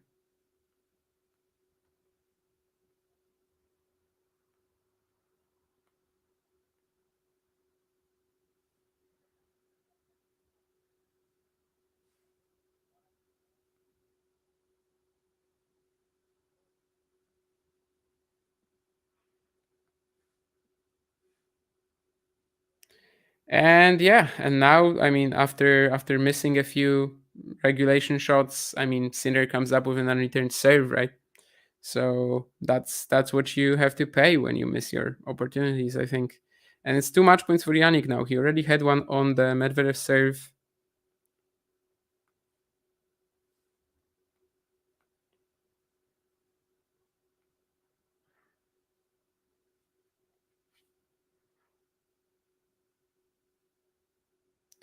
And now he's got 2 on his to make this US Open semi and actually become just the 4th active player to make the semifinals at all Grand Slams. And you know what? That's exactly what he does. And he gets into this US Open semi for the very first time. 4th active player, as I mentioned, after Nadal, Djokovic, and Cilic, to make the semifinals at all 4 Grand Slams. Carlos Alcaraz is still missing the Australian Open. Daniil Medvedev is still missing Roland Garros, so they don't have it yet. They don't have that achievement. Alexander Zverev is missing Wimbledon, of course. But Sinner has done it all already, and he wins this match, which was not the best one of the tournament. It was definitely not as entertaining as we thought it would be because of all the lopsided sets. 4th one kind of delivered for us, though. I think Jannik should, as usual, get a lot of credit for the way that his game has kind of become more high percentage as well, and how he was able to survive all these longer rallies against Medvedev, who was really determined to rush him sometimes. And it just wasn't really, it wasn't enough because he was not consistent in these backhand trades when he just hoped to stay in the point. But at the same time, like, he just leaked errors. The inconsistent serving would kind of just come back as well. The fact that, he didn't make a first serve in that 3-all game in the 4th. But it's not really an excuse for Medvedev, right? Because in the 4th set, he had a lot of opportunities to come back, or, well, actually to gain that that break first at 3-2, right? And then to come back at 3-4 as well. I mean, he had some brilliant opportunities in these points, but just didn't take them. So, there were a few larger issues, but Sinner is the one that moves on. Sinner is the one that is now just 6-7 in the head-to-head, despite it once being 0-6. And, Draper Sinner. Brazy says he would need to play the match of his life to take a set. I don't know. I think Sinner can have a kind of wild set out of nowhere. He had against Maki, right, in the first round. But yeah, I'm not too high on Jack's chances. I think regardless of who won today, Jack is gonna face a huge step up in opponent quality. That's for sure. Like the fact that the last few opponents who played him were kind of out of it. I don't know if it has to hurt him, but I think it will. There's also that thigh issue potentially. We'll see how it's scheduled also. Because even though traditionally the guys who play on Tuesday, they play the first semi, can they switch it around this time because of the American semis? I would say they won't, but maybe they will. But that could also give these players like a bit less recovery time, which is more important for Draper only really than Sinner. I don't think Sinner has anything to recover from after this match. I mean, it was like, what, 2.5 hours for 4 sets? I think he's going to be absolutely fine to play on Friday, obviously. And yeah, I mean, this was not the most entertaining match of the event. This was not the best match of the event, really. I think Medvedev had a pretty clear game plan in mind and kind of kept switching then maybe later a bit too often between the consistent backhand trading and keeping Sinner in the cross-court rally to then just going all out and kind of being more offensive like he was in the opening two sets of the Australian Open final. I think I even mentioned after that one that it will be kind of interesting to see, because obviously Medvedev will not be playing like this from now on every single time. He only played like this because he was super tired in the Australian Open final. But that it would be kind of interesting to see whether he incorporates this more often into his game simply, and kind of has this as a mode he can access if if it's needed, right? If an opportunity like that presents itself. And what we kind of got from there, like up until now, is just, well, once again back to being stuck a bit between the two game plans today, I think. And eventually he only really had one set where he was able to like overwhelm Jannik. Fourth set, as I said, many chances. I don't know if to take it to a decider yet, because that would also depend on how he does on the Sinner, on his serve. And that was also a bit of an up and down affair today. But yeah, just should have broken at 3-2. Perhaps could have at least gotten break points at right back at the 3-4 game. He didn't. And that's the end of the story. I mean, it wasn't a great match, let's be honest. It's not that the quality was like scandalously poor or something like that. It wasn't. It was perfectly okay. It wasn't anything special, but it was okay. It's just that how this match sort of was going, and the lopsided sets, how sometimes you would just go a 4-love lead and no one cares about the rest of the set because it's done. Like that was kind of where maybe the shortcomings of this match were, rather than the actual quality, which I think was perfectly okay. But in the end, it's Jannik Sinner making the US Open semifinals. He's going to play Jack Draper on Friday. The other semifinal, of course, is Frances Tiafoe against Taylor Fritz. So huge opportunity for Sinner to take another Grand Slam title. Are the other players with a huge opportunity to take their first Grand Slam title? Tiafoe and Fritz certainly can feel like they have a great chance to make the final. But I think all in all, they will more be looking at it like, well, someone has to beat Sinner. Who will do it out of these three? Most likely outcome is nobody, but let's see. Tiafoe just lost to him in the Cincinnati final. Fritz, I don't really know if he's not too predictable, if Sinner isn't a bit of a better version of Taylor Fritz. And also you've got obviously Mr. Jack Draper, who hasn't lost a set, but also will face a pretty significant rise in quality. All right. Thank you, Jake, as well. Thank you, Brazy and Tony and everyone who was there. And basically, let's keep watching. Let's keep talking tennis. As you can see, 150 subs left to 10K. So we are getting really, really close. Will we get there before the US Open? My guess was not. For now, I think I'm probably winning, but let's see. Maybe you guys can still help us turn it around, or rather help the channel, help John, who said that we were going to get to 10K, whereas I was the dubious guy who was like, nah, the skeptic. I was the skeptic, and I just said no. So let's see. Thank you, Anthony, again, and thanks to everybody. Tomorrow, of course, there's going to be some more content coming up from the women's semifinals. Personally, not sure if I'll be on it. Probably, actually, but maybe on the first one only. I don't know. I'll see. I have to catch some sleep, and I guess I'll think about it in the morning. Is my strategy now? Just gonna like relax, watch some YouTube, and go to sleep probably. But once again, thank you to everybody in the chat, and I'll just see you guys soon.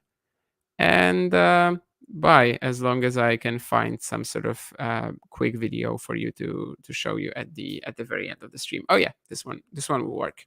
See ya. If you enjoyed this video, make sure you hit that like button. Don't forget to subscribe and click that notification bell so you don't miss out on all things tennis.